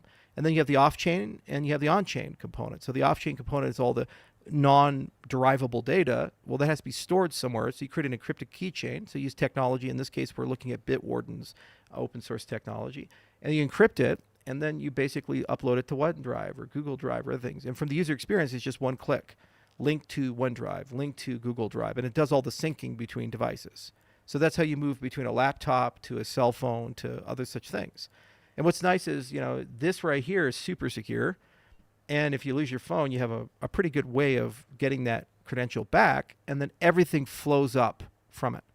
And it doesn't require installing a dedicated application per se on the phone. You can, and there's a lot of things you can do. But if you want to bypass the web store, you just use those APIs or use a progressive web application, to be able to bypass that. But this will go into a special skunk works in my organization called ARC, Applied Research and Creative Engineering. You turn this into a formal specification and into a improvement proposal. And then we have several partners that will go and build this with us. And about 80% of this is open standards. And most of those standards have been around for at least 3 years, some over 5 years. So they're pretty mature at this point. So we have high confidence in the design of the system. And it works in both post-quantum and it works in legacy. So you can do it with elliptic curves, you can do it with lattices. And so what we'll do probably after Nightstream launches is upgrade the system so it's resistant to quantum computers as well. Yeah, Charles. And I wanted to ask you about that, Charles. yeah, go ahead, Andy. I saw you on a clip, I think it was yesterday or the day before, about BIP 361. I think you called it Welcome to Shitcoin Land for Bitcoin. So we had Corey Klepston on yesterday, asked him about the quantum conversation. He said it was total BS, total VC prop up, just classic narrative to get into Bitcoin's head, and that nothing was going to need to be changed, that there's going to be tons of other advancements in computing, and that, you know, Q-Day is not something that Bitcoin needs to worry about. Okay. I think you may have a different opinion, thinking that if there's an implementation proposal that goes through, Bitcoin kind of loses its ossification, loses its immutability. What's your take on this quantum side of things for Bitcoin? First off, you know, I love it when people who have absolutely no idea in the subject speak about the subject. You know, I have some credibility about post-quantum because we worked on post-quantum standards with NIST, the National Institute of Science and Technology, FIPS 203, 204, 205. Okay, we also write papers about quantum computers at our research group. We have over 250 publications, and we wrote the very first paper about Bitcoin against a quantum adversary. We wrote that paper in 2019, 7 years ago. So it's not exactly like a problem that we haven't thought about. So it's a simple problem to solve. The problem is you don't like the solution. Bitcoin has 3 options, only 3 options. Okay, so option 1 is do nothing. Everything's perfect, Satoshi's got. What will happen is the entire system will be broken, if that's the case, if a quantum computer exists. Option 2 is a soft fork. And like Taproot or SegWit, you add a new transaction capability, a new signature scheme, and you now have post-quantum capabilities, and you run these systems in parallel, and anything on the legacy side will get stolen at some point, either in use or keys at rest are vulnerable. About 34% of the accounts are vulnerable on Bitcoin. Okay. So 34% of the Bitcoin supply is vulnerable to a quantum attacker at rest. Option 3 is to actively migrate people. Okay, so you put in the soft fork, you add the new quantum signature scheme, and then you say you can only spend to that, and if you don't, your coins will get frozen. So BIP 361 is the most extreme. It's option 3.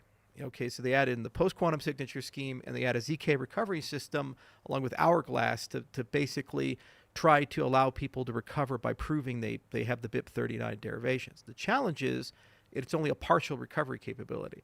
What that means is about 1.7 million coins will be lost if they implement BIP 361 as written.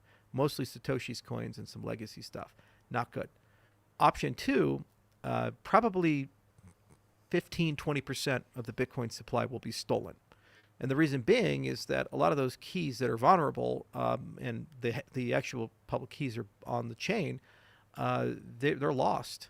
So nobody can rotate. And so basically people will take them with a quantum computer when available and just divest them. You see, so option 2, you know you're going to have a bunch of Bitcoin dumped on the market. And of course, option 1 is untenable. The whole system breaks down. You know, it's just all kinds of attacks with a quantum adversary, which are very problematic. And read our paper if you want to know about it.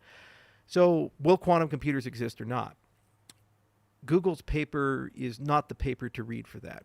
What you do, if you want objective reality, is you ask who has the biggest incentive and capability to care about this thing. Because those are the people that are going to solve the problem one way or the other. You know, if Xi Jinping develops a rare weird disease, it will be the most studied rare weird disease in the history of humanity because it has all of China to go and do that, right? So who's the big 800-pound gorilla that wakes up every day and says, okay, are quantum computers an issue or not? The United States military and the United States intelligence apparatus, because if they do exist, it's a humongous issue for them. So they launched something through the brain of the Pentagon. It's called DARPA, called the Quantum Benchmarking Initiative. It's an open project. You can Google it. If you Google DARPA QBI. And what they basically did is they brought all these gigabrain physicists and engineers together, and they created a rigorous way of taking a look at all the different quantum computing approaches that exist. And what they're doing is they're running them through stages, and they're seeing who will have a working quantum computer by 2033 and what the capabilities of that quantum computer will be. So already they've had 11 major companies, IBM, Quantinuum, and so forth, through, and all 11 of those have passed phase 1. And they have 2 more phases, B and C is what they call them. So there's a strong belief that in the early 2030s, sovereigns and major organizations have a high probability of having some form of quantum capability. And there's a belief that that will get more democratic over time. So what will happen more likely than not is China and America will be probably the 2 first countries to develop quantum capabilities, and then they will be available through cloud provisioning, and then smaller nations will be able to acquire it. So China will provision this to North Korea, and the Lazarus Group will use it to steal everybody's stuff that's not secure. And so there's probably a greater than 50% chance by 2033, according to QBI, that a quantum computer will exist, and then that computer will have enough qubits to be able to defeat legacy encryption. So it's not a trivial thing. It's not a minor thing. 34% of all Bitcoin in circulation at rest is vulnerable, according to the paper that Google wrote and the forensics they've done on chain. And it's pretty self-evident. And they also know how to do it because they wrote in the paper a quantum circuit and created a zero-knowledge proof to prove how that circuit would do these things if it had an infrastructure to run it. So, yeah, these are mathematicians and physicists and engineers, and these are very well-funded endeavors by Fortune 10 companies and nation-states seeking to kill each other or to make billions of dollars. It's not a VC thing. It's a real concern. And so you think BIP 361 is yes, it is the most aggressive, but it is the best case for not losing, for losing the least amount of Bitcoin due to quantum. Well, because this is where you run into a problem of philosophy versus business. So Bitcoin should do option 2 if they want to be philosophically pure. You add via a soft fork a new signature capability, and you let the coins be stolen that don't migrate. And then you just move on as an ecosystem, and you accept the dump like we accepted the collapse of Mt. Gox and accepted the collapse of the Silk Road. But you understand that Bitcoin has new masters now, like BlackRock and MicroStrategy and all these other things. And I don't think they really like the idea of 10 or 20% of the supply going to North Koreans and being dumped on the open market. It's not really a good world for them, man. That's problematic. And the issue is, it's not like when they steal these coins that somebody puts up, oh, those coins have been stolen and they're there. Well, the issue is, like, how do you prove they're stolen? It's just a transaction that occurs on the blockchain. So you can't differentiate a theft from an upgrade event. Charles, quick question. Is there a possible reality here where US gets quantum, China gets quantum, and we have some sort of white hat race, a black hat, and the American or the Chinese race to Satoshi's coins and get them before the Lazarus Group? Sure. But then that would require stealing. And then how do you give them back? You have a custody issue then. It's just like, okay, I steal Satoshi's coins. Okay, so Satoshi, just come to me and I'll give the coin. He's doxing himself in that process.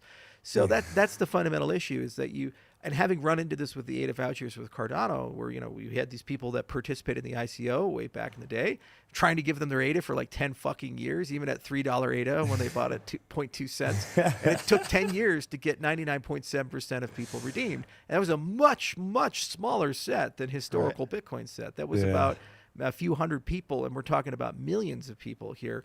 So there's no real good solution to just steal people's coins and then create a redemption pool, because you're just taking an on-chain problem, making it an off-chain problem, but still fundamentally an issue. And who wants to take custody of something like that? And given that the U.S. government's a bag holder, BlackRock's a bag holder, all these other people are bag holders, they're not going to want to live in a world where a big chunk of supply gets stolen and cycled. So they're going to push aggressively behind the scenes for BIP 361, but it will require a hard fork. It's the first time ever that Bitcoin would require a hard fork. And if that's the case, is it really Bitcoin? I do hard forks all the time with Cardano because we have a governance upgrade system called the hard fork combinator, and we have backwards compatibility with old eras. We designed the system to be able to do hard forks. Bitcoin was never designed to have a hard fork. It's just not. There's only one canonical Bitcoin at any time. So Corey and these other guys, they don't think very highly of me. I don't think very highly of them, because they speak out of their ass and they speak out of bag holding. He has absolutely no technical knowledge to back up what he's saying. I've just given your viewers things to check. They can go reference our 2019 paper, which was peer reviewed, published at major universities. They can reference DARPA's QBI. They can read the BIP themselves. The 34% didn't come from me. It came from the Stanford paper, and it's in the BIP written by Bitcoin Core developers. Yeah. These are facts, and they're inconvenient facts, but it's subjective reality. Whereas Corey just picks a straw man and says VCs are pushing this thing. No, they're not. Quantum computers, we all want to have them because we want super fast AI. We want to be able to come up with magical new batteries. Nation states want to read each other's intelligence reports. We want to be able to have brand new capabilities like quantum entanglement for communication and things, so quantum internet and quantum encryption, all these types of things. So there's huge financial incentives to build these capabilities that don't even matter to the cryptocurrency space. And you have hundreds of billions of dollars being put into more than 10 different approaches that are independent of each other. Photonic quantum computers, topological quantum computers, nitrogen vacancy, trapped ion. It's not like we're just putting like one company, and I don't know if IBM can do it. A lot of people are working on this problem, and there's unlimited money, like fusion, to solve this particular problem. It's going to get cracked. We don't know if it's early in the 2030s or later in the 2030s, but it's going to get cracked in the 2030s, one way or the other. Yeah, man. Andy, you believe in Q-Day now? I'm still been a non-believer of Q-Day, and Charles is not going to like that. Charles, we're going to have to let you go. Thank you for your time, for sharing some insights on Midnight, on privacy, on some of the leading protocols and teams, quantum, Bitcoin at large. First time on our show.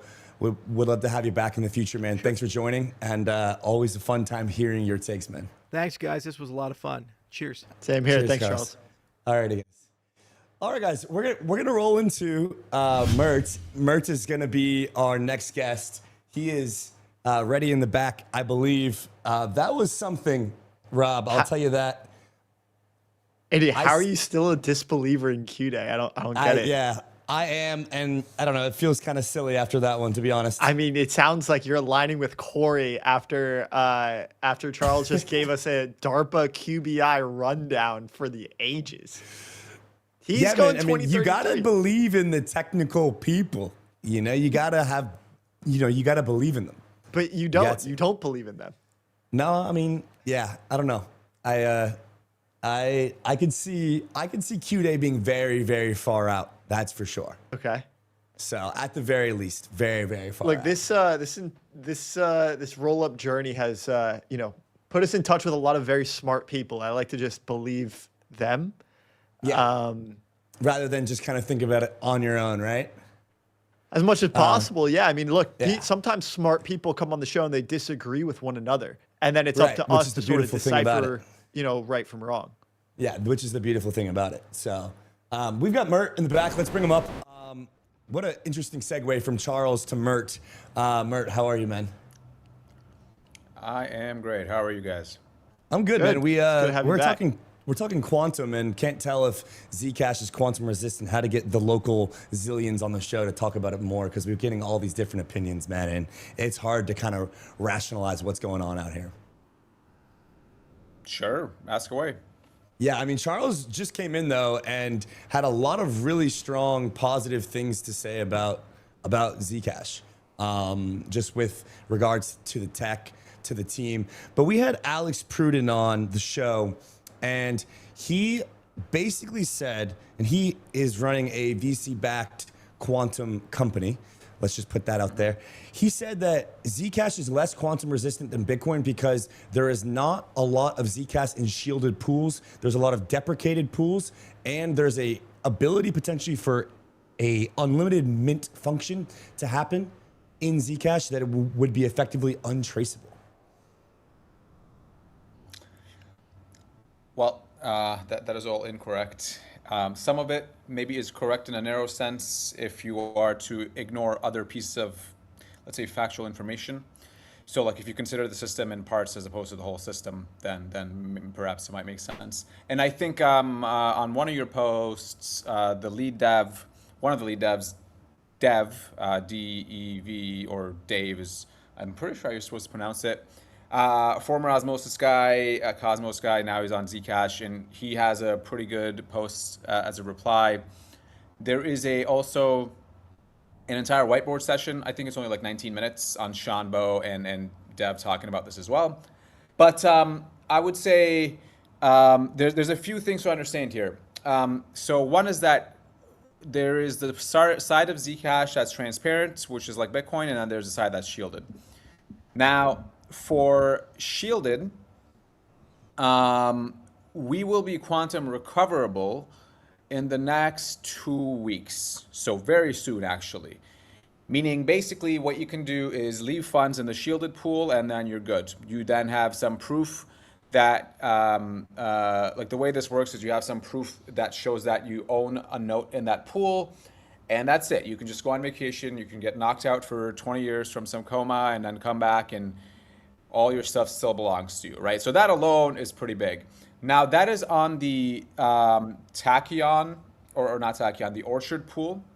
So for people who don't know Zcash, there has been 3 shielded pools as they kept upgrading the system. The first 2 are deprecated, as I think Alex himself also said, meaning they should not actually be used. And with the next wallet upgrade, it's going to be super quick to just migrate your funds to the latest shielded pool. And then once the quantum recoverability comes, which again, only 2-3 weeks, 1-2-3 weeks, then you're safe. You're quantum recoverable at that point. Okay, so that already gets you probably the biggest win in crypto, as far as I'm aware already. Now, after, there's something called Project Tachyon, which is primarily a scaling project. However, it also changes how key exchanges is done in Zcash. So it changes it from ECC to a quantum post-quantum scheme. So then you also have full privacy soundness in Zcash post-quantum. And that is slated for the summer. And with those 2 things alone, you're quite very, very safe. And then as a final result, there will be a new shielded pool that will transition from snarks to starks, which are also quantum proof. And you combine all that stuff and you have, I would say what is, and I've looked at a few of these, the best quantum proofing story in crypto. Now, Alex might say something like, okay, but that is for the shielded pool, right? So what about the transparent stuff, right? There's that's not shielded. Well, there's a few ways to think about this. One is that this is a very obvious incentive for everybody to shield their money, right? Yeah. So it is, and the shielded pool, so I have a website on this, zekprice.com, and you can see the shielded ZEC going up over time. We're currently at 31%, so almost a third of ZEC, and that's the total supply, not even circulating, so it's actually more than a third of the supply. And that's going to keep increasing as we kind of keep improving the UX. And so it's like a very obvious benefit to just shield your stuff. You're quantum safe, secure, and then now you're also private, right? And then the final gap there, of course, is, okay, well, what if people just do not shield their money, right? What if they're like, I'm just going to treat this exactly like Bitcoin. I'm not going to do anything else with it. I'm just going to leave it here.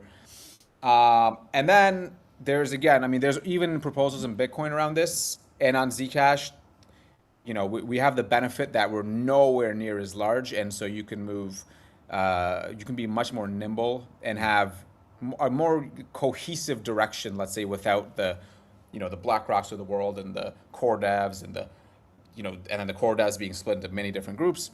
And then we'll figure out whatever is the best option for the transparent stuff. My suggestion is get rid of the fucking transparent stuff altogether and just make everything shielded. So that's the state of things.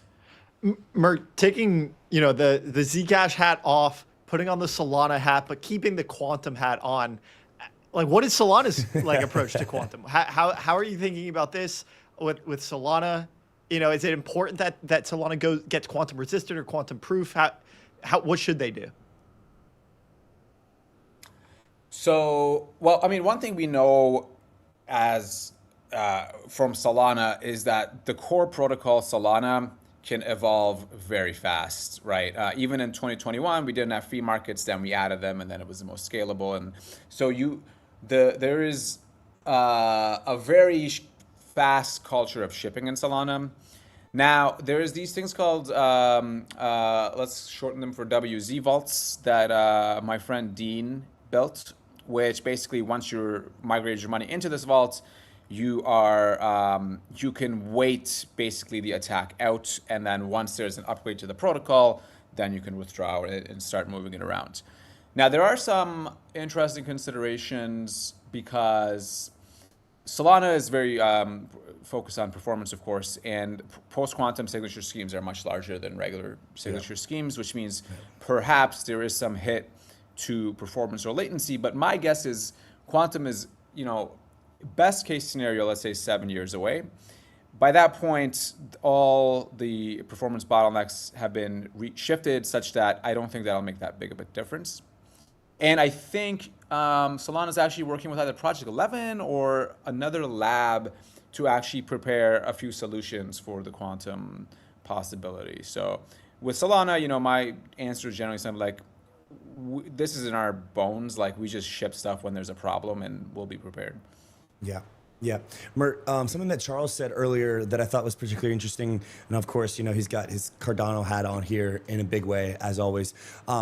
He's talking about how there's now this dual token model, right, where there's a private token and a public token, which kind of allows them to have listings on big exchanges for this private token, for this public token.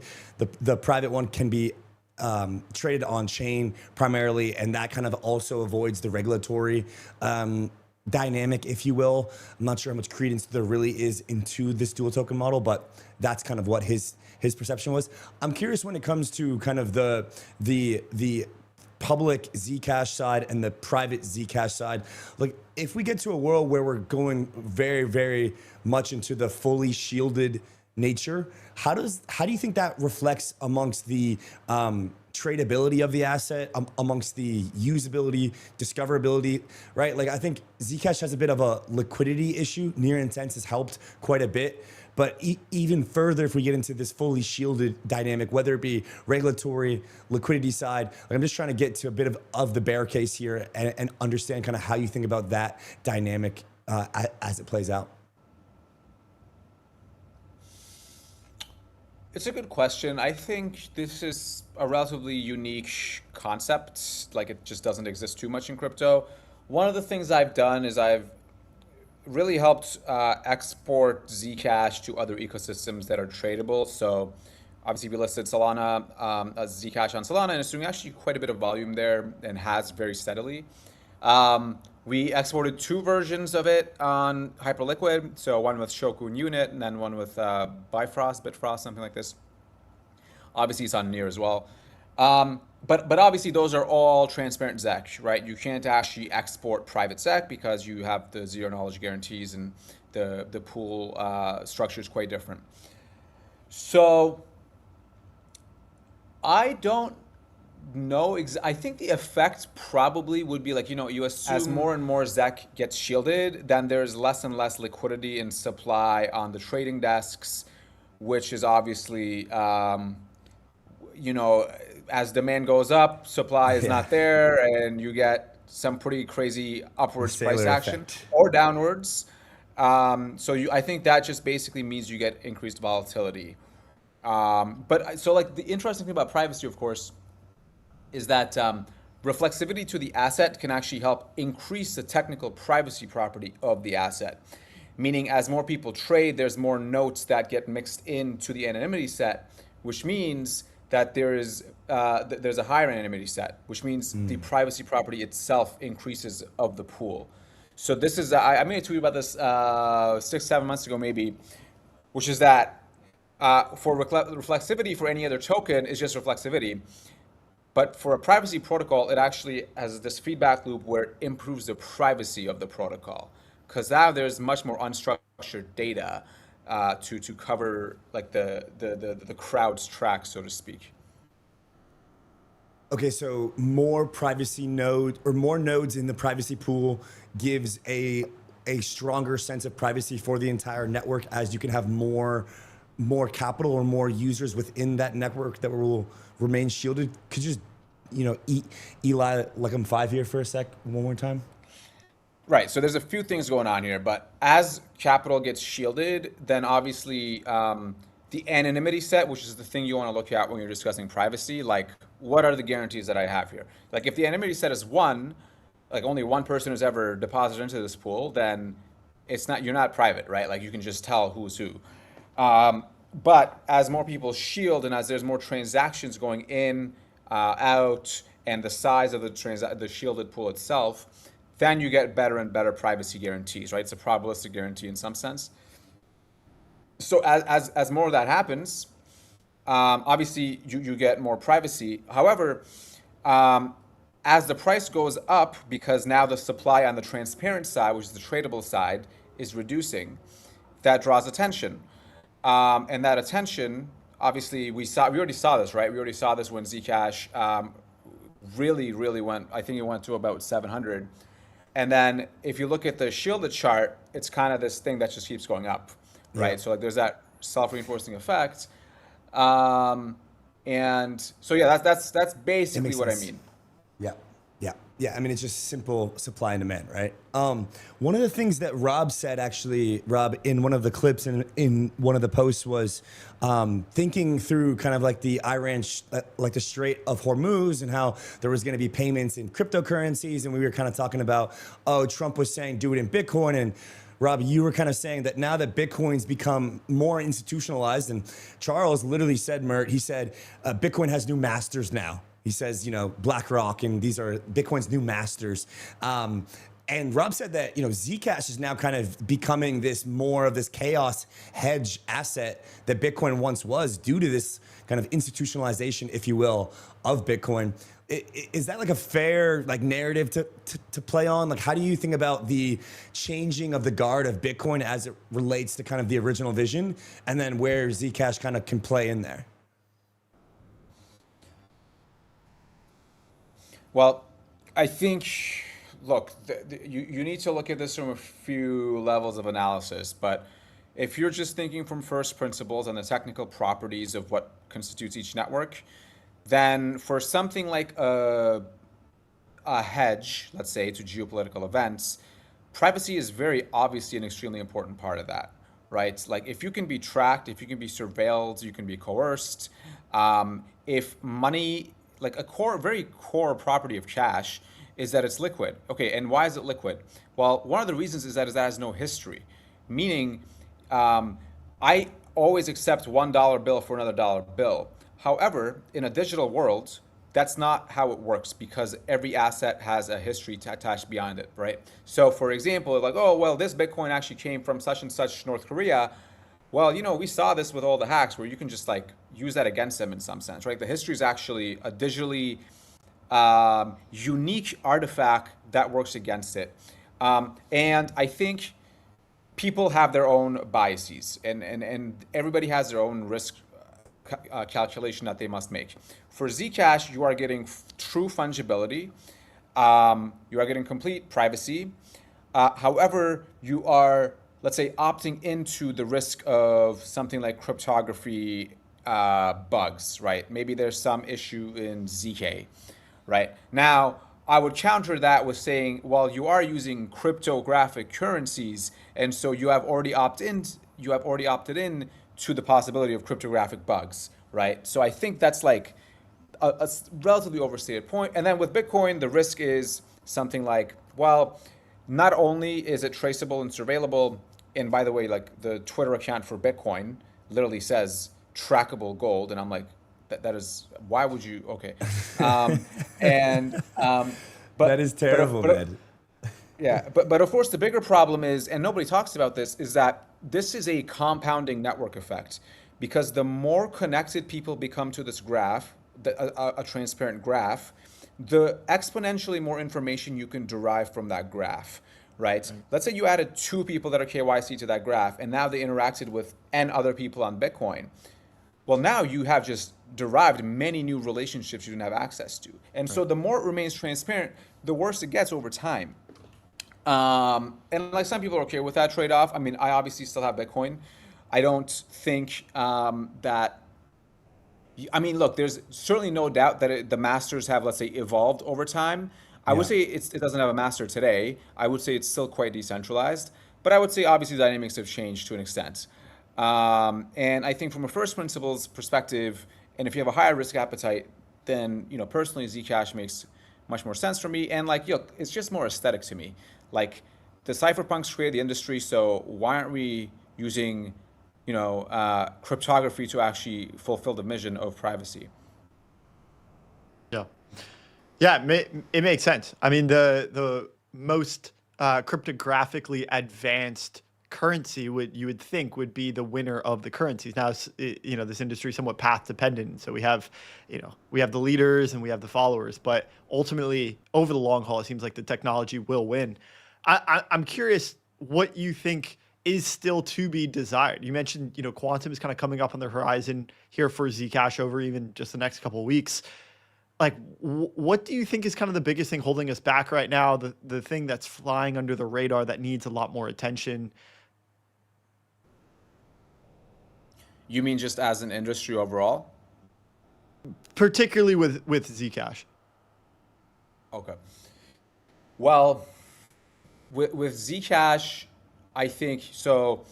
Other than the quantum stuff, which I'm quite sure that it'll be the most prepared and the fastest prepared. Obviously, there's the issue of scale. Like, okay, do you want to treat this as bunker coin, where you just store it there and it's like your Swiss vault and literally Switzerland overseas, which by the way is like a pretty big use case to begin with. Right. Or do you want it to be more used in commercial activity, let's say? So for example, one thing that will come up a lot on Twitter is something like, oh, well, all the criminals use Monero. And it's like, then they use that to say, well, Monero must be more private. Well, there's a few things to say about this. One is that I don't necessarily take my cryptographic advice from drug dealers. And two is that it's actually exactly what you said, there's path dependency, right? When ZK first came out, and by the way, Zcash literally pioneered it, right? It was the first ever production ZK system. That is not a small thing. However, when you do something like that, it's hard. And the SDKs, the trust assumptions, the integrations with wallets, like it was a huge headache for everybody. And so that wasn't meaningfully solved until like, let's say a year and a half ago, I would say, right? Like it took a while. And obviously in that meantime, you use Monero and you amass privacy, network effects. And that's just like, it's the same thing for like why vendors in Asia or Latam might use Tron over Solana. It's not because Tron is like way faster than Solana. It's like, this is what I already know because it was there for me first, right? So I think that scale question of like, okay, how do we make it such that it's more usable? And so we have Project Tachyon for this, and we're also reparameterizing the block parameters. So lower block times, bigger blocks, slightly higher bandwidth, better TPS, lower finality, all this stuff, which will not only help make the cross-chain things with near intents better and faster, but also obviously transactions within the pool for vendor payments, merchant acceptance, stuff like this. I think that'll be a pretty big one. Diversity of clients is something we're working on as well. I don't think I can say too much about that just yet, but there will be more news on it. And I think there's the idea of like, okay, look, once this asset becomes sufficiently Lindy, do you then export it via an L2 such that you want to enable some DeFi on it, right? So something I'm looking at is extending Zcash to Solana with a light client such that you can actually, let's say, deposit some shielded ZEC into some vaults on Zcash and then use it for DeFi on Solana, right? So like making the asset more interesting as collateral. Yeah, makes a ton of sense. Just on that kind of back on the Solana note, especially with regards to DeFi, we've been kicking around this idea of, well, Solana, given that it's the high throughput chain, has the capacity to handle high frequency trading and be kind of the venue for trading. And then over on Ethereum, they're really pushing this. I mean, obviously, the large swath of stable coins there. We think that there's, a potential for duration assets, the treasuries, kind of the things that you don't really need high frequency trading back and forth. Maybe you just want to hold for a long time and just sit on it. It would probably benefit to have these two things composable, but at the moment, it seems like Ethereum could be, in position for these duration assets. Solana could be in position for trading as a whole. How does this thesis make sense to you, or do you ultimately think these two converge? So I would frame it similar but slightly different in that I think V said something like Ethereum should be for low risk DeFi, so borrow, lend, and basically what you mentioned. And then Solana is more for trading.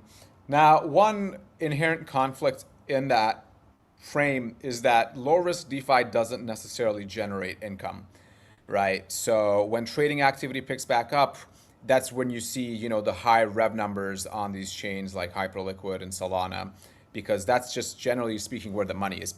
It's a time preference of money. And then, what that means is that also means that's where the users go. And so once the users are there and maybe there's some slow bleed into like, okay, well, what are they holding? Are they holding USDC? Okay, now that they're holding that, it composes nicely with other things like payments, which are, by the way, a loss leader, and low risk DeFi, right? So I think, let me put it this way. I think to get a low risk DeFi ecosystem going is much easier if you are already very good at trading than the opposite, which is to say it's very hard to bootstrap trading if you have started with low risk DeFi. Now, I do think there's no reason why both shouldn't coexist.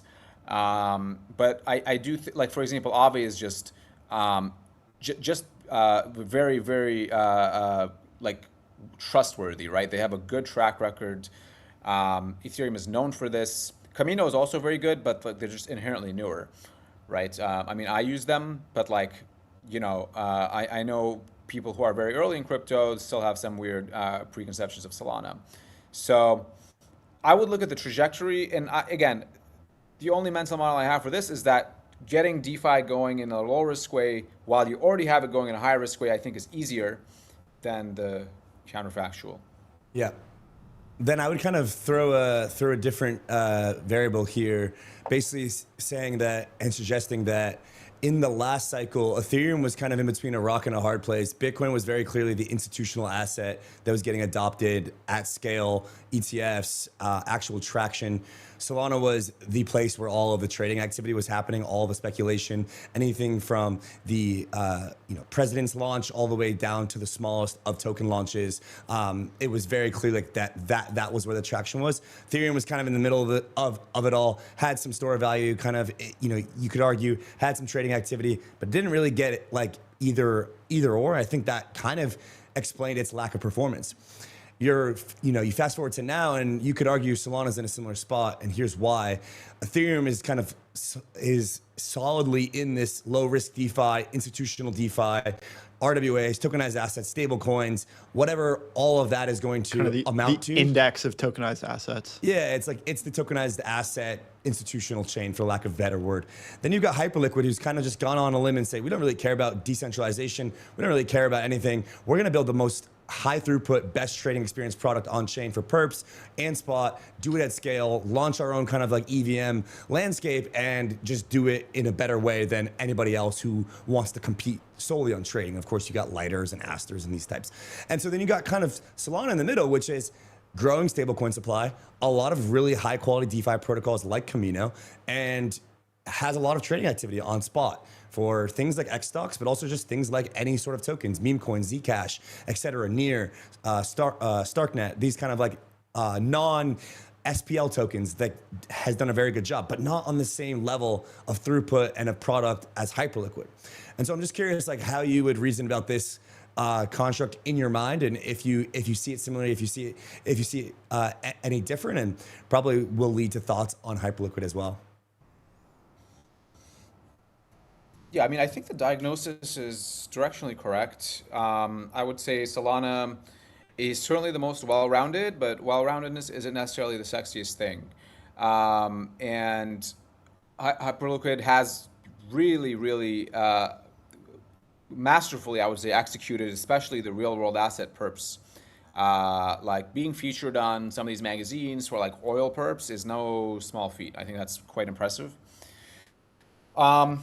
I would say though, like when you're like, it really depends on who the customer is, right? So as a smart contract platform, like a Solana or an Ethereum, your customers are generally speaking businesses and startups and developers, right?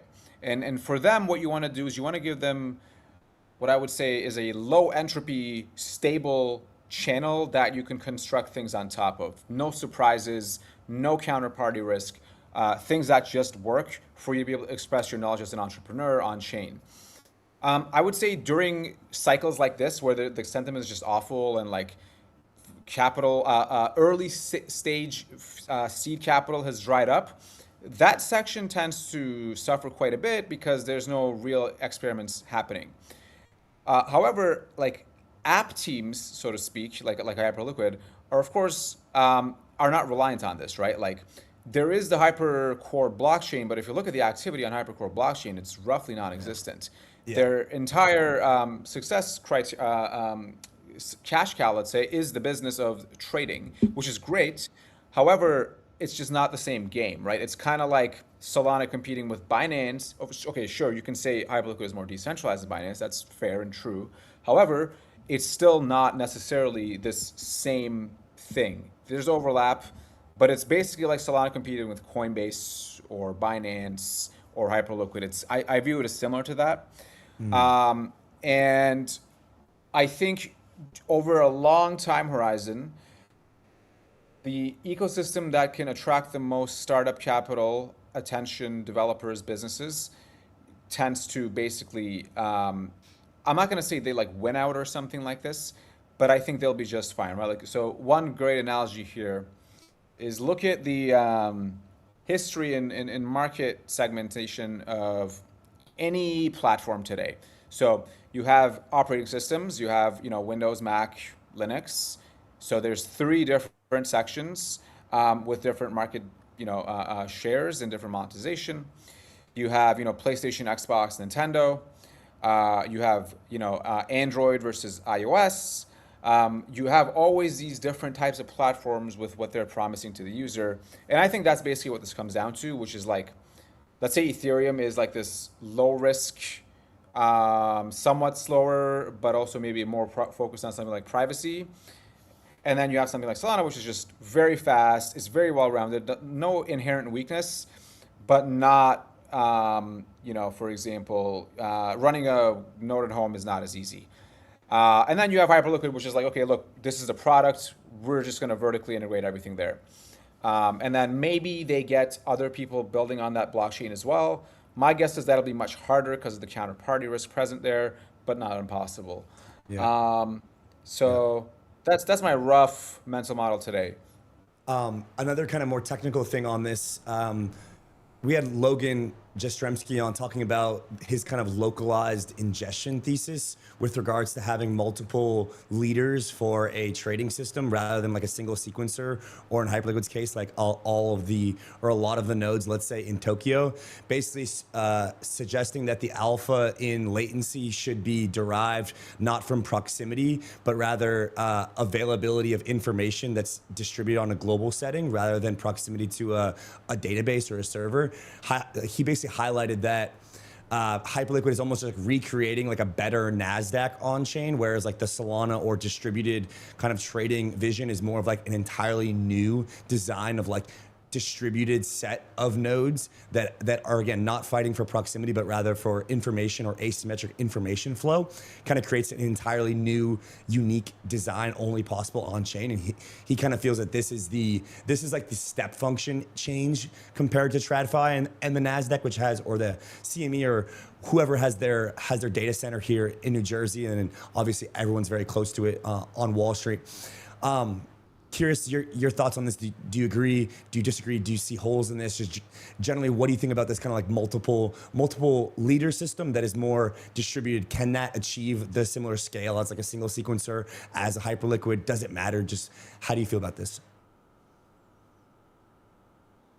Well, I think the last question there of does it matter is the important part, because I think, yes, you can upgrade the physics in such a way that you get better performance and, let's say, a fundamentally new system that does information discovery better. But fundamentally, who gives a shit? Right? Certainly, my a trader friend from college does not give a fuck about this, right? All that matters for these trading systems, only thing is the retail flow.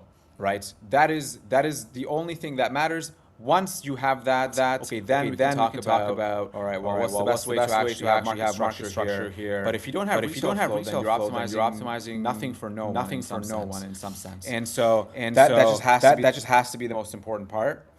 And again, this goes back to my previous point, which is to say that to have that happen, you need to be the best place where apps and developers and startups come to believe that they can build their business there. Right. This is why like Axiom and Pump and Phantom started on Solana.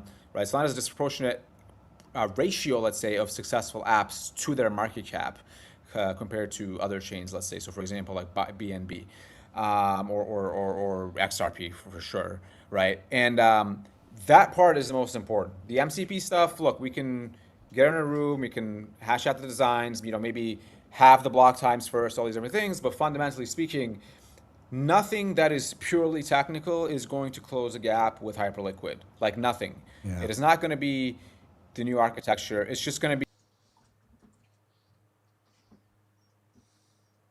user base, that market structure, and gaining market share. Yep. Yeah. Mert, thanks for your time, man. Appreciate you joining. I know it's late over there. I hope you were able to stay safe amidst all the craziness going on. I assume you're quite safe as you're on the show. Thanks for joining us. Love the push to the core ethos of what we're doing here with Zcash. I said in that clip, I think you saw it last week, it just makes sense. As we get to this institutionalization of the industry, if you will, it's really important to keep these things here. So appreciate that. Gentlemen, thanks for having me. Thank you, Mert. All right, buddy. See you next time, man. Rob, did you leave that bullish on Zcash or what? Yeah. Look, man, I think we've been hearing a little bit of pushback as far as what the quantum resistance is, but Merck is saying that they're going to have updates as soon as 2 weeks. So obviously, at least for the shielded pool, yeah. Yeah. So obviously they're shipping, and also, yeah, Charles' projections here are 7 years away. Even if that's believing the technical, field expert here. So yeah. I think at least on the quantum side there, Zcash is in a relatively good position. And then I still stand by my comments that, Zcash is taking more of this chaos hedge asset. I think Bitcoin is becoming institutionalized. BlackRock's and these guys, they don't want Bitcoin to change. They want it the way it is. And they don't want, the wars in the Middle East touching it. No. And so I think Zcash is kind of becoming like a people's coin. It's almost like it's had an uprising in that sense. And it's the ethos coin too, man. Mm-hmm. It's the privacy matters coin. It's yeah, and it's also I like what it's just kind of reminding us what these things are. Mert said these are cryptographic secured currencies. Like it's important to remember that, especially as Bitcoin has become so ossified, and now we're caught behind the 8 ball with Bitcoin. If some of these things were implemented sooner, Bitcoin didn't have to be so far behind on some of these things and now have to play catch up. I agree. And it just has, because it's been ossified for so long, it has inferior cryptographic security, which makes it an inferior cryptographic currency. And it also can't move as fast. And it's large, so it can't move as fast. It can't implement these changes. So yeah, I think Zcash is in a good spot. I was bullish after that. I mean, it was good. It was good. I need to get more Zcash. I want to shield it. I want to hide it away. Bunker vibes. never be touched. I think I told you I bought the top when it ran up, and I just haven't sold. Let's give Rob some love. I never sold. So I'm still holding it. I've held. I think I bought it at 600. Wow. So I almost, All right, guys, let's pretty much move top into- lasted, and then I've just held. We're it not all the top way blasting through. here anymore, guys. Let's get into some of the other things that we didn't get to cover earlier. I think that there's a couple more. Tom Dunleavy here says Paradigm is bigger in AUM than A16Z, Pantera, Dragonfly, Multicoin, and Han. Surprising. We had Tom on. If you scroll down a bit, you can see the chart. And yeah, I mean, look, Paradigm, A16Z, Pantera, and Han. These are the companies that are going to be able to raise and participate for Series A rounds. Dragonfly just raised. Paradigm's looking to raise again, I believe. Multicoin is, without Kyle, you could argue, where they're going to be. Han Ventures, $2.5 billion. Pantera, $4 billion. Yeah, it is kind of shocking, I guess, that Paradigm is bigger than A16Z. But these 6+ framework, I would even maybe swap out framework for Multicoin, but either way, will be the 6 VCs that can raise and participate in Series A rounds in this industry. And there is still a lot of competition from what Tom said on Series A and above, likely because Paradigm, A16Z, Dragonfly, all of these firms have raised $500 million and they need to deploy in $20 to $30 million checks, not $5 to $10 million checks. And so you get the best Series A projects have a lot of competition, is what we understand. So the difficulty here is, 5 out of these 6 lost money from 2024 to 2025. And Is that so true? you got to look at, the rest of the crypto VC complex. These 6 are probably much better off. And if 5 out of the 6 lost money, think about what happened to the rest of the VCs out there. They got destroyed. And so they already didn't have a large principal basis. Subtract money from that after losing money over the year. And not only did they not return capital to investors, it makes it more difficult to raise another fund. They also decrease their principal. So yes, I think there's going to be the crypto VC world is kind of like the trenches, especially pre-seed and seed. And then as you get up to Series A, you end up with more competition because you start getting into the convergence of these technologies, and you end up with general purpose VCs that are coming in, not necessarily crypto ones, and they're going to be looking at these deals too. And so I think then you get into a world where there's $50 billion funds out there that are like Sequoia, that's what Tom was saying, right? Like competing with those types now. Exactly. And so that makes these Paradigm, Dragonfly guys who have done incredible work. They've been, a massive, VCs get a bad rap, but honestly, they are helping to propel the industry forward. They are used to being the big guys in this industry, and now they're going to have to cut their teeth and get out there and fight for deal access with the even bigger guys. Yeah. I mean, that's what Tom was saying in these Series A. It's like a Web 2.5 round.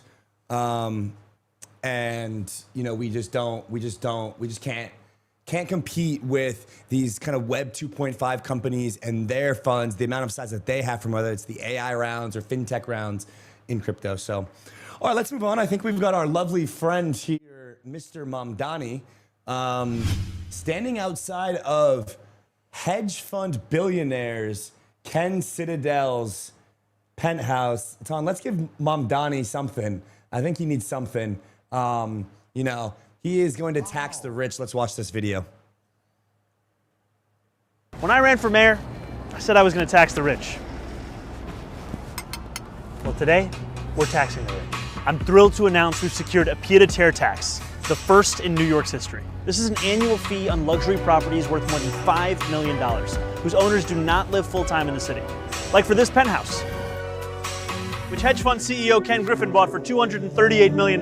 This pied-à-terre tax is specifically designed for the richest of the rich, those who store their wealth in New York City real estate, but who don't actually live here. But even so, they're able to reap the huge financial rewards of owning property in, dare I say, the greatest city in the world. And most of the time, these units are sitting empty, since again, they don't actually live here. This is a fundamentally unfair system that hurts working New Yorkers. Now, it's coming to an end. This tax will raise at least $500 million directly for the city. It'll help fund things like free childcare, cleaner streets, and safer neighborhoods. As mayor, I believe everyone has a role to play in contributing to our city, and some a little bit more than others. Happy Tax Day, New York. Guys, take notes. We need music like this. Oh, man. Wowzers. Happy Tax Day, New York. Happy Tax Day. Any thoughts as a New Yorker? I mean, I'm looking out in the beautiful day. I see a helicopter. I see Brooklyn. I don't have your audio. I'm 77 floors up. And I can relate to a couple of friends who I know in the city who have $5 million or more penthouses when they just don't live here. So I'm sorry to those guys. I just don't know that this is the right way to think about this. Like, Mamdani's assuming that just parking your money in New York real estate is a guaranteed way to make money. That's just not the case. Real estate's not a free money machine. It has been for a while. But yeah, I mean, this is the best advertisement to move down to where Rob is in South Florida, park up on the beach. Give Florida some love. Grab a beautiful place in South Florida, in Miami, park up, grab a place in Palm Beach, and call it a day on New York. So I don't know if that's what Mamdani's trying to do, but it sure seems like it. Guys, Palm Beach, Fort Lauderdale. I'm going to be moving to Naples this summer. The West Coast is beautiful. St. Petersburg, the Bay Area. It's the new Bay Area. There's so many great places in Florida. The best thing is the more people that come here, there's still no tax. One person comes or 10,000 people come or 10 million people come. There's still no income tax. The more that people leave California and New York, the greater they're going to have to raise taxes in order to compensate for the lack of income that people are leaving on the table after they leave. Yeah. I mean, look, man, I don't have much here other than I thought it was a fun video to show, just to show the state of things. Mamdani's first year. Guys, I think that about wraps us for the day. I think we're going to close out. We got another show tomorrow, but I think Mr. Rob is getting his wisdom teeth out. So maybe, Rob, you can tell us how you feel about getting your wisdom teeth out. I'm going to have big cheeks. I'm going to have a bunch of stuff shoved in my mouth. And yeah, so it's not going to be fun. That's what I'm going to be doing tomorrow. You guys are going to be having fun on the show. Just send a green candle for your boy.